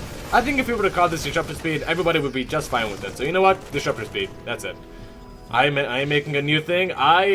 Swagger, aka Mr. 789, none of which are my real name, casting Personic Aftermath, hereby called Gravatic Drivers Disruptor Speed. Now, top is going to go ahead and try and catch this Disruptor Speeded Warp Prism out on the map. As you can see with that Stim on back. Or maybe he just... No, yeah, I think he saw this. I think he just didn't want to attack. He retreated. Whatever the case may be, he retreated, and now puCK actually has a Warp Prism full of 2 Disruptors, interestingly enough. Can't wait to see what he does with that. Top, meanwhile, is not producing much out of his Stargate, or Starport, rather. Gotta kind of give him a little bit of crap for that. You know, Stargate should always be Starport. Starport should always be producing a little bit, at least something, I think. Oh boy. Oh man. Okay, only 5 go down, so actually it's not too horrible. I mean, Starport units are very, very good for the Terran player. Like, Liberators, you can never have enough of. Medivacs, you can have too much of. I'll admit that much, but Liberators, you can never have too much of. And there we go, 2 Liberators are on the way for our friend Top. Just a little bit of a hiccup in his macro. Nothing too much to worry about, though, as puCK did suffer from the same thing. And puCK now going to go for that 3rd base. So let's just know puCK's composition is going to be Blink Stalker, Disruptor, and he's just really getting a lot of Disruptors, actually. He already has, I think, 3. What does he have? 3 Disruptors? Yeah, he has 3 Disruptors so far. This is going to be his main army. So Blink Stalker Disruptor, actually a composition we saw pretty early on in the beta. And even on into actually StarCraft. And like even after the beta is closed, we saw Blink Stalker Disruptor against Terran as a pretty good niche timing attack build. I'm not quite sure how puCK wants to do that here. Like I said, in those long, drawn-out, 2-base Terran pushes, I think the Disruptors are actually pretty amazing, as we saw in game number... I think it was 8? Game number 8, I thought it was pretty good. Or game number 7, rather. Game number 7, I thought that the Disruptors really shined through there, even though puCK did end up getting broken. But in really explosive battles, I think they're gonna... Oh, scared me. I think they're actually going to be a huge problem. And actually... Wow, Top just actually lost a bunch of units, and for not really a whole lot. So that's interesting. You can't really kill the Disruptors when they're shooting because they explode on impact. That's actually an unforeseen consequence that I didn't see because of Disruptor's shorter firing time. Or an explosion on impact rather than an explosion on time. So actually pretty good play there from our friend puCK, taking out a huge chunk of bio for the low cost of 1 Disruptor and a little bit of paint chipped off for the Warp Prism. Actually, more like the wings kind of almost ripped off since that 12 health, but you know, you get what I mean, just a little cosmetic damage. And puCK, meanwhile, is he gonna go ahead and keep on getting Disruptors? He is. And he still has Stalkers patrolling in the main base, just to scout out for any sort of drops. I definitely do like that decision. What I would love to see is just a Viking, I think, from our friend Top. No, I actually don't want to see Viking production. Vikings are never going to catch that. Just keep on with the Liberators. Don't listen to me. I am a doofus fool. Now, more Liberators are getting made. Double Starport Liberator, actually, and a Fusion Core. So we should be seeing Advanced Ballistics here pretty soon. Top playing the long con. Both players pretty even as of now. 66 to 60 total workers, 66 to 70 total army supply. However, it is 3 bases to 4. puCK taking that quicker 4th expansion. And I think puCK wants to be aggressive here sometime soon. I don't know, sometime soon. I'm actually very interested to see how good the Disruptors are. I think... Here's what I think about the new Disruptors, right? So they're pretty good against those, like I said, the thing that I've been saying for like 2 hours and wouldn't shut up about. They're good against those 2-ish based, long drawn out Terran pushes.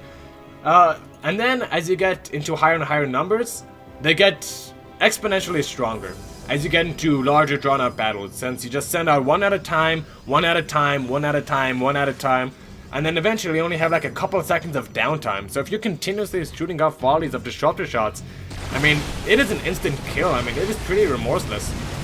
And we can see that actually happening right now. Look at that, disruptor after disruptor after disruptor. Look at that, just brutally marching on forward, all the disruptor shots. Very powerful indeed. Unfortunately, it's not enough to completely break top. And meanwhile, the reason why that was so effective, 40 army supply or so was 40 army supply or so was on the opposite side of the map, doing damage to puCK's main base, to puCK's economy. Is it going to be enough damage though? I don't know. I just don't know. I mean, Top lost a lot of his liberators before advanced ballistics was even done. He can't even research advanced. No, yes he can. It's right over there. So advanced ballistics is about to finish, so we shouldn't lose this so far. So puCK is definitely going to go ahead and lose his main base, but Top has already lost his third base, his economy. I mean, if you take a look at the workers count, 49 to 34, Top has sustained some serious losses. But, you know, that's why you get Liberators, because they're a good comeback unit, and if you don't have a Stargate, you are pretty hopeless as far as dealing with ranged Liberators. Now, Top is going to go ahead and still try to do what he can with what he's got, but it looks as though that is going to be the end of the aggression for Top. And at the end of the day, 100 to 100 army supply, or just 100 to 100 supply in general, couldn't be more happier with that result. But the real story here is mining bases. Let's see how many mining bases each player has. Top has 1.5. puCK has 3. And I don't know if you guys know, or 2.5. And I don't know if you guys know the difference between 1.5 and 3. I'm assuming you do. I think this is a good assumption to make. I don't see any problem with making it, but puCK's economy is actually a lot better. Top's is actually pretty trashed right now. But the one saving grace he does have is a little bit of, just a little sprinkling of bio, salt and pepper, and no medevacs actually to support it, with a lot of ranged Liberators. These Liberators are not going to get shut down by these Stalkers anytime soon. Then again, they are increasing in number due to the economy of puCK. It is getting pretty out of control. So, you know, if Top kind of drags his feet, I think this could very well be a hold for our friend Top. And look at this Top. No idea of the wraparound. There we go. Stalkers wrapping on around. One Liberator going down. Now 2, now 3. Top has severely underestimated puCK's ability to hold on to this push. What he could do to this push. And now Top is going to lose all of this bio over here. And the Liberators are going to go ahead and be forced to run for their lives. And actually, interestingly enough, on Battle of the Boardwalk, there's not many places for ranged Liberators to do damage. These cannons, I think, can hit ranged Liberators. Over here, the Stalkers can just blink under. So this is actually a pretty horrible ranged Liberator assault map. I mean, look at this. He has to set up like a bunch of Liberators preemptively just to be able to harass this mineral line. Kind of a bother. Kind of a stickler out of the way. However, never stopped puCK before. He actually does lose a decent amount of Stalkers and try to clean this up. But the real story is on the other side of the map, where he is getting ready to shove his massive, throbbing Protoss army down the throat of Top. Top reluctantly has to comply, as there's not much he can do. He has a couple of ranged Liberators and some bio underneath trying to support. And actually, if it's only just Stalkers, I guess it's not too bad. But the Disruptors just complicate things so much. They've turned from a I try to explode your army unit, try to position as the best I can unit, to more of a steady DPS unit. And it's almost like a Colossus, actually. It's really weird. Disruptors right now in a really weird place. I would love to see, as the meta evolves and shifts, how they actually work out in the long run. But for now, puCK trying to retake his main base.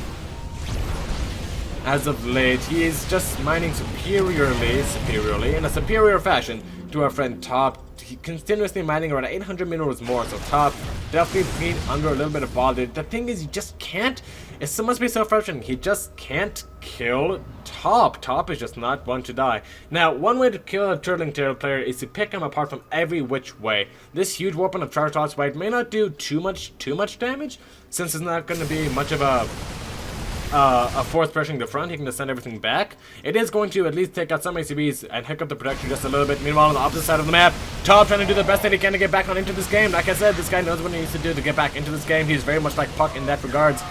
But he just does have all those medevacs full of units, and these Zealots aren't gonna get cleaned up anytime soon. I lied, they're gonna get cleaned up anytime soon, and that time is now. Yeah, taking out 5 workers, not horrible for this investment, honestly. With warpins of zealots and stuff like, and the like, you don't really need 1 warpin to really do all that much. You just need to do it enough so that that 1 warpin, or one of the warpins, manages to do enough. Now puCK is going to go ahead and move on across now. He does have a very sizable stock to count.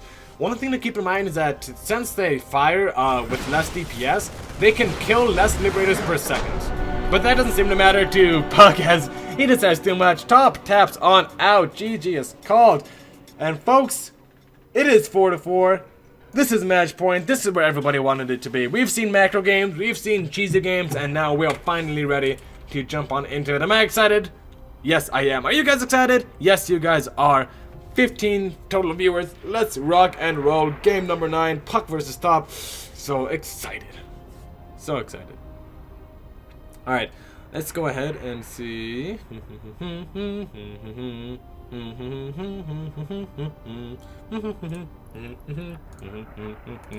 Man, I get distracted pretty easily, don't I? That's not a good thing.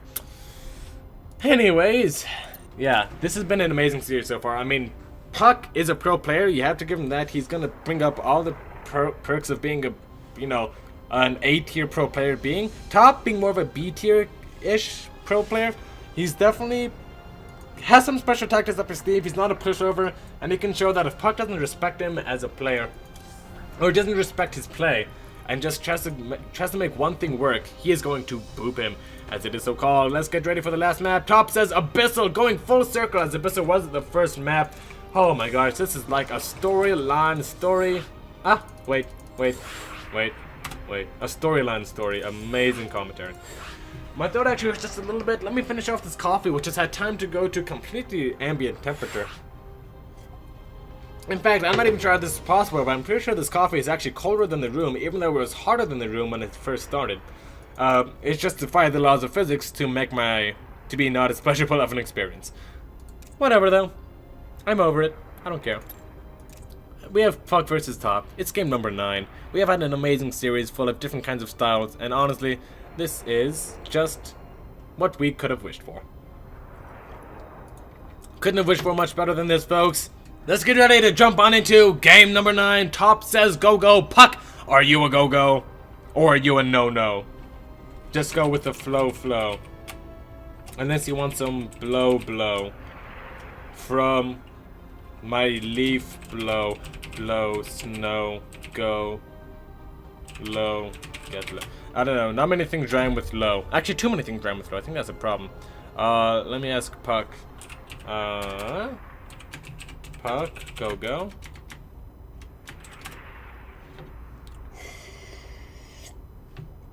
Oh, did he say it in chat? Did he say it in the SciX chat? I think he did. Nope. He's ready to go. Whew. All right. Now is a horrible time to realize I didn't eat anything all day. Wow. You know what? Worth it. 100% worth it. If I could do it again, I would do it again. Also, big shout out to one of our newest active viewers, Amonis40. Amonis40, thank you so much for joining us on. If you haven't already upped and followed us with that star and put us on your favorites, it really would help us if you were to do so, if you are enjoying the stream thus far. But other than that, I hope I can do a good job casting as we are ready to load into game number 9. Spawning in the bottom right hand position of Abyssal Reef, he is representing our pink Terran player. He has been showing amazing play, going toe to toe with one of the best Protoss players in North America. Give it up for the one, the only. He is not a bottom in the bedroom. This man is a strong macro top. And his opponent in the top left-hand position, spawning as a green Protoss player, representing Root Gaming and an item used in hockey. Give it up for the one, the only, the not Canadian, puCK. Representing Root Gaming, trying to bring honor to his clan, and hopefully enough money to buy them all pizza. $50 is a lot of money, folks. You can buy so many pizza with $50, it is not even funny. puCK, his hands must be shaking, his arms trembling with trepidation. Top, the same way, except with a little bit more clamminess. Top seems like the kind of player who would get hands that are a little bit more clammy. Like when you shake his hand, you're just like, huh, that's a little bit more than I expected. It's like wild waters in a palm. But that's not the point. Top has managed to go 4-4 against puCK in a best of 9. One can argue that puCK was not playing seriously, but there are no excuses for losing in a game of StarCraft. puCK was trying to win all of those games, and he was not able to win all of those games. And if he was not able to, then that is his fault and his fault alone. And there's nobody else to blame for puCK's losses other than puCK. So you cannot take anything away from this guy. Now, maybe you can argue that puCK wasn't playing seriously in the beginning. But you know what? It's a strategy that he chose. This is a strategy that he chose that he thought would beat top. And if he wasn't doing a strategy to beat top, well then, is he just scared of top? Is he just scared? Who knows? I'm scared of top. I certainly wouldn't want to be on top. I mean, whoa. Misspoke there just a little bit. Of course I would want to be on top. I mean, who wouldn't? Alright, top. I wouldn't want to face against this guy on ladder. This guy would destroy me, I know that. I mean, we see what he did to puCK, and puCK's multitasking is at least 20 times better than mine, so... Oof. It is game number 9, though. It's on Abyssal Reef, one of the most iconic maps of StarCraft 2 Legacy of the Void, some people are trying to say. I think it's an excellent map. You can take bases pretty easily, but there are downsides each time you take a base. But the downsides aren't too incredible, and I think that's actually super duper important. The Stalker just getting just the tip of that final laser out, but not quite able to shoot it all out at that Reaper. What do I mean by disadvantages to taking each base? Well, when you take your natural base over here, you can get shelled by siege tanks. There's a choke point. It's a huge mess. Over here, you kind of spread yourself out a little bit more thin. You have different avenues of attack. You open yourself up to drops a lot more. When you take this base over here, your base kind of forms a natural choke point that your player can try to exploit. When you take this base over here, there's this huge open area that you have to defend. It's just amazing. It's an amazingly designed map. I definitely think it's in the top 5. I think it's in the top 3. Definitely in the top 3. Whether it's the best map, only time will tell. Now let's take a look at these players' builds. puCK has been faring a very Blinkstalker heavy sort of style this whole series. Gonna go ahead and get his gateways on time this time, which is very good. As I mentioned beforehand, you do want to get those 3 gateways up and running by the time warp gate finishes. I think this is just a teensy-weensy bit late for that to happen, but what do I know? I'm definitely not a puCK. So, Blinkstalker build coming out for our friend puCK. Meanwhile, Top, meanwhile, is going to go ahead and go for a pretty standard 1-1-1 build. No shenanigans from him. I lied, shenanigans from Top. Fusion Core, almost halfway, almost completed actually. He's gonna go for ranged liberators pretty early. Top seeming to favor that ranged liberator sort of style, and I think he thinks that's the key to defeating puCK. And the reason why, actually Stalkers, while they did get buffed against ground units, I would pretty much argue unquestionably that they are super duper nerfed against stuff like Vikings and Liberators, and Colossi have actually become a little bit weaker as a result of this fact. I mean, think about it. Here's my explanation behind it. With Stalkers, however many things in the air you can kill at once is dependent on how fast they can shoot. That's just how they do it, right? If they only shoot once per second, they can only kill so many things per second, right? Like, if their period of attack is 10 seconds, then it's gonna take them 10 seconds to kill one Viking no matter what, right? So, when you lower that, when you increase the period actually of their delay for an attack, like it takes them, you know, 3 seconds instead of 2 seconds, you can actually just kill less stuff per second.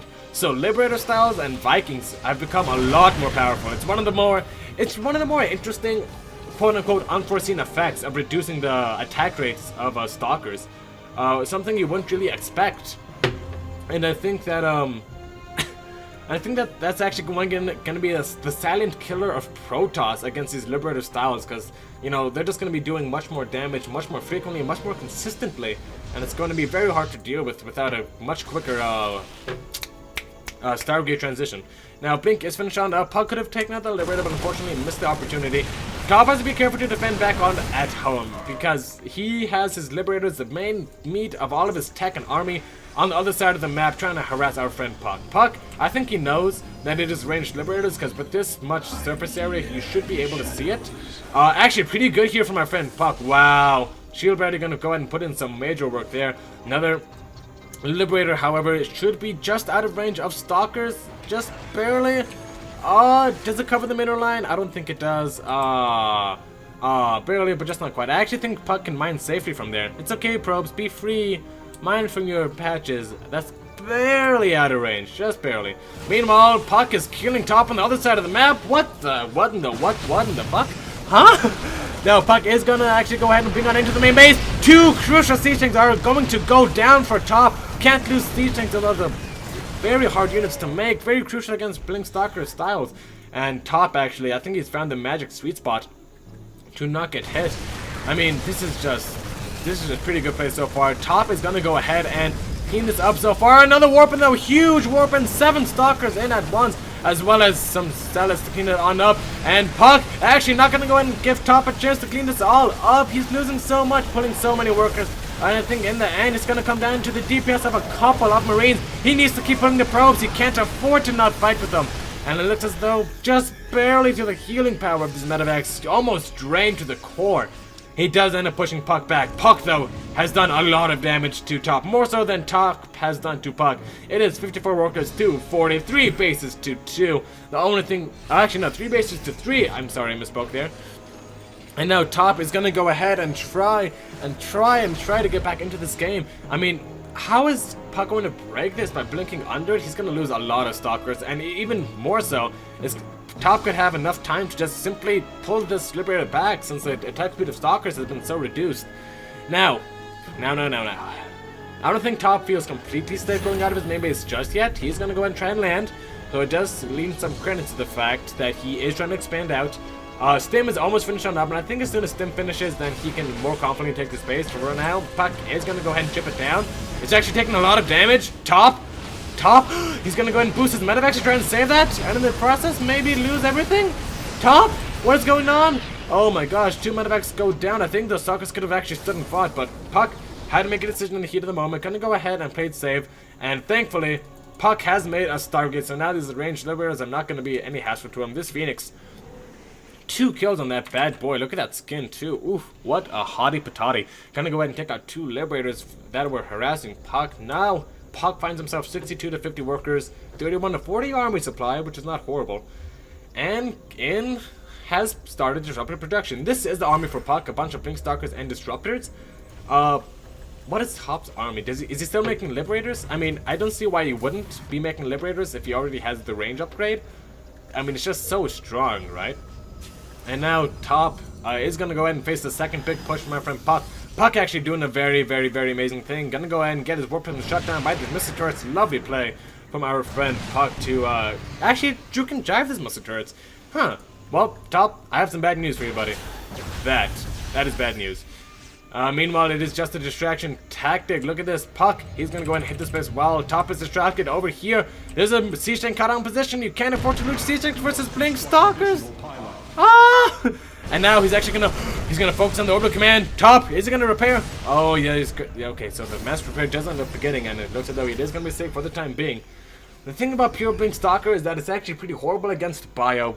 You know, Marauders, Marines, very good units all, but the disruptors are really gonna start complicating things. As this disruptor count grows and grows and grows and grows and grows and grows, it's going to be harder and harder for top to pick an efficient fight without just being chipped down brutally throughout the whole match, or throughout the duration of the fight. Thankfully, he has some things going for him. His 3rd base is up and running, and puCK, while he is expanding to his 4th base just now, and arguably out-macroing top, is going to go ahead and not be too much ahead. Thankfully, he's not going to be too much ahead. I mean, 69 to 66 total workers. Can't complain by that if you are a Terran. 62 to 75 total army supply! Can't be too angry, and actually, no disruptor speed on the warp prism. Oh no. I guess oh yes, because it's fine. I think Stim Marines actually 100% can take down a warp prism without speed. And is puCK, I think top, okay, I thought top was going to go for the warp prism sandwich, but instead it looks as though he's just going to go for the good old thrust your army into his army sort of strategy. Gonna go ahead and drop to this main base over here, or this natural rather, and puCK actually investing a lot into static defense, which is what you have to do in the new balance patch, you know? I mean, you don't have anything to defend drops except for your army, and who uses their army? Ugh, I know, right? Disgusting. So, couple of cannons, couple of shear batteries to help buy some time. Meanwhile, couple of zealots gonna go ahead and just be annoying.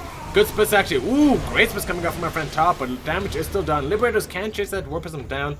Opt not to, and instead these Ooh, these medevacs are gonna go ahead and boost on across the map. They're gonna go ahead and drop. I don't think puCK realizes what's going on. His stalker's on the other side of the map. This is the worst feeling as a Protoss. You have to knock down these rocks and start base raiding your opponent while you're already dying on your side of the map. Disruptor speed gonna go ahead and get taken down as well. What does puCK want to do? He's getting unpowered in the main as well. Oh my gosh, a horrible situation for puCK to be in. He just chose to bring everything back home. I think this is the right choice. No way are you gonna base race this, Terran. Now Top is actually struggling actually to find the damage that he needs to do. And in the main base, he's going to go ahead and take out a couple of disruptors. He's going to at least trade out somewhat fine with these stalkers. And actually, not all the stalkers are getting cleaned on up as well. puCK, a little bit sloppy. His +2 is going to go ahead and finish on up and upgrade. They're equal in upgrades so far. And Top is going to go ahead and get great positioning on this base over here. Siege-Tank is going to go ahead and get taken on. Ow, these are such stemmed units. He has to focus down the Nexus. This is his only hope to maybe get some credence to his attack. No, not going to go ahead and get it. Barely survives with 400 health left. More units come to finish the job, but I think puCK isn't going to fall for it. Units still in the base being annoying for puCK. And here it is. Is Top going to go ahead and go for the snipe? Here's his chance to shine. Top, where is it? Where are you paying attention? Oh no, just barely controls his arm at the last second. I think he could have gotten a sniped out, but unfortunately so many units dying, so much experience came from Top, which is actually pretty unconsequential, but still pretty good. Still pretty good. And now Top threw a whole lot of hell at puCK, and puCK through some miracle managed to hold on, but he did suffer significant losses. This is a weakness of pure blink stalker. They don't trade well. Even if you outnumber, they don't trade well. Especially if you blink on top of them, they don't trade well. Now, Top doesn't have much back at home. He lifted off and boosted 4 medevacs, actually full of Marauders. Oh my gosh, he has 8 Marauders and like 10 Marines. 2, 4, 6, 8, 10. Yeah, like 8 Marauders and 20 Marines on the other side of the map. And this Panther isn't finished just yet. Even if it were, I think puCK, this is a super... Oh my god, that's unholy! Wow, that's the deathiest death I think I've ever seen in the history. Oh my god, it just... Oh my gosh, it died really quickly. I think is what I was trying to get at. Now, Top is gonna go ahead. Says round number 2, ladies and gentlemen. Round number 2. Gonna go ahead and unload everything. His whole load of Terran love in the main base of puCK. puCK is gonna go ahead and recall on back. That's right, you can recall now. I forgot. Come onto this base as soon as they possibly could. Actually, such a heightened amount of mobility for puCK. Able to take out a base and they immediately recall home. Definitely using the... Definitely using the new mechanics to his advantage. puCK with the amazing plays. The absolutely incredibly stuff going on for this man. And now picking about to finish on up as well as 3 Stargates. He's not working easy. I mean, it's not... He's definitely working hard for this win, but it's still going to shape out to a win nonetheless. That is 99 to a 97 army supply, 65 to 65 workers. You would think it would be even, but, you know, Top is just not mining as much as our friend puCK. He doesn't have that base up and running. And sure, he has Liberators that are all about to die. Oh, a huge miscalculation from Top. Tries to run base forward in, but runs base forward into a bunch of disruptor shots. Such powerful zoning tools are those bad boys. You can't just run past them. You can't snipe them. They will destroy your front line. And now puCK is marching on forward. A fatal miscalculation from our friend Top. Loses almost all of his bio, all of his Liberators, all of his ground forces, and possibly all of his workers as well. 18 already going down. puCK should not stop. puCK should not let up at all. And I think Top, he's tried his hardest, he tried his diddliest, but he just wasn't able to pull it on through. Doubling the supply. GG is called. And puCK is your victor in this best of 9. Taking out Top in a 5-4 nail-biting, cheese-inducing, lactic acid promoting, lactose-intolerant killing series. And I need to eat my fig bar now. Oh my god, what a series, folks. Thank you so much for tuning on in. It was certainly a pleasure to cast it with you all. This was incredible. An incredible series. I feel sorry for the fool. I pity him, one might say. The fool that misses the puCK versus Top series. I mean, this was just a classic best of 9 series. Players adapting to one another, changing their styles, pulling out all sorts of crazy builds, and on the newest balanced test mod, nonetheless. What an amazing game. What an amazing pleasure to cast, and what an amazing amount of skill we had on display. Now, unfortunately, as all good things, must come to an end, ladies and gentlemen, and I thank you so much for joining us here on freakatv.com/OnAcademyMath. We are a community team doing community tournaments and community shit. We do a lot of community stuff, folks, just as our way of giving back to the StarCraft community. Did I say community enough times? Community. Alright, it's a community stuff. I think they got it down. So that is it. It is puCK versus Top. We do stuff like this, I think, practically every week if we can. Thank you so much for everyone who watched, joined, supported, etc. We are up to 22 favorites, which is very, very nice. If we can get up to 22, that would just be fantastic. Thank you so much for tuning on in. If you did like what you saw and what you heard here today, do not forget to put an up on this stream. Do not forget to click a star to represent that you want to watch more of our stuff should it become available. My name is Mr.789. You can check me out on YouTube, on youtube.com/user/Mr.789 if you are interested in StarCraft 2 Legacy of the Void casts. I hope the whole stream went nice and smoothly. Hope you guys had as much fun as I did. And remember that above all else, thank you so much for tuning on in.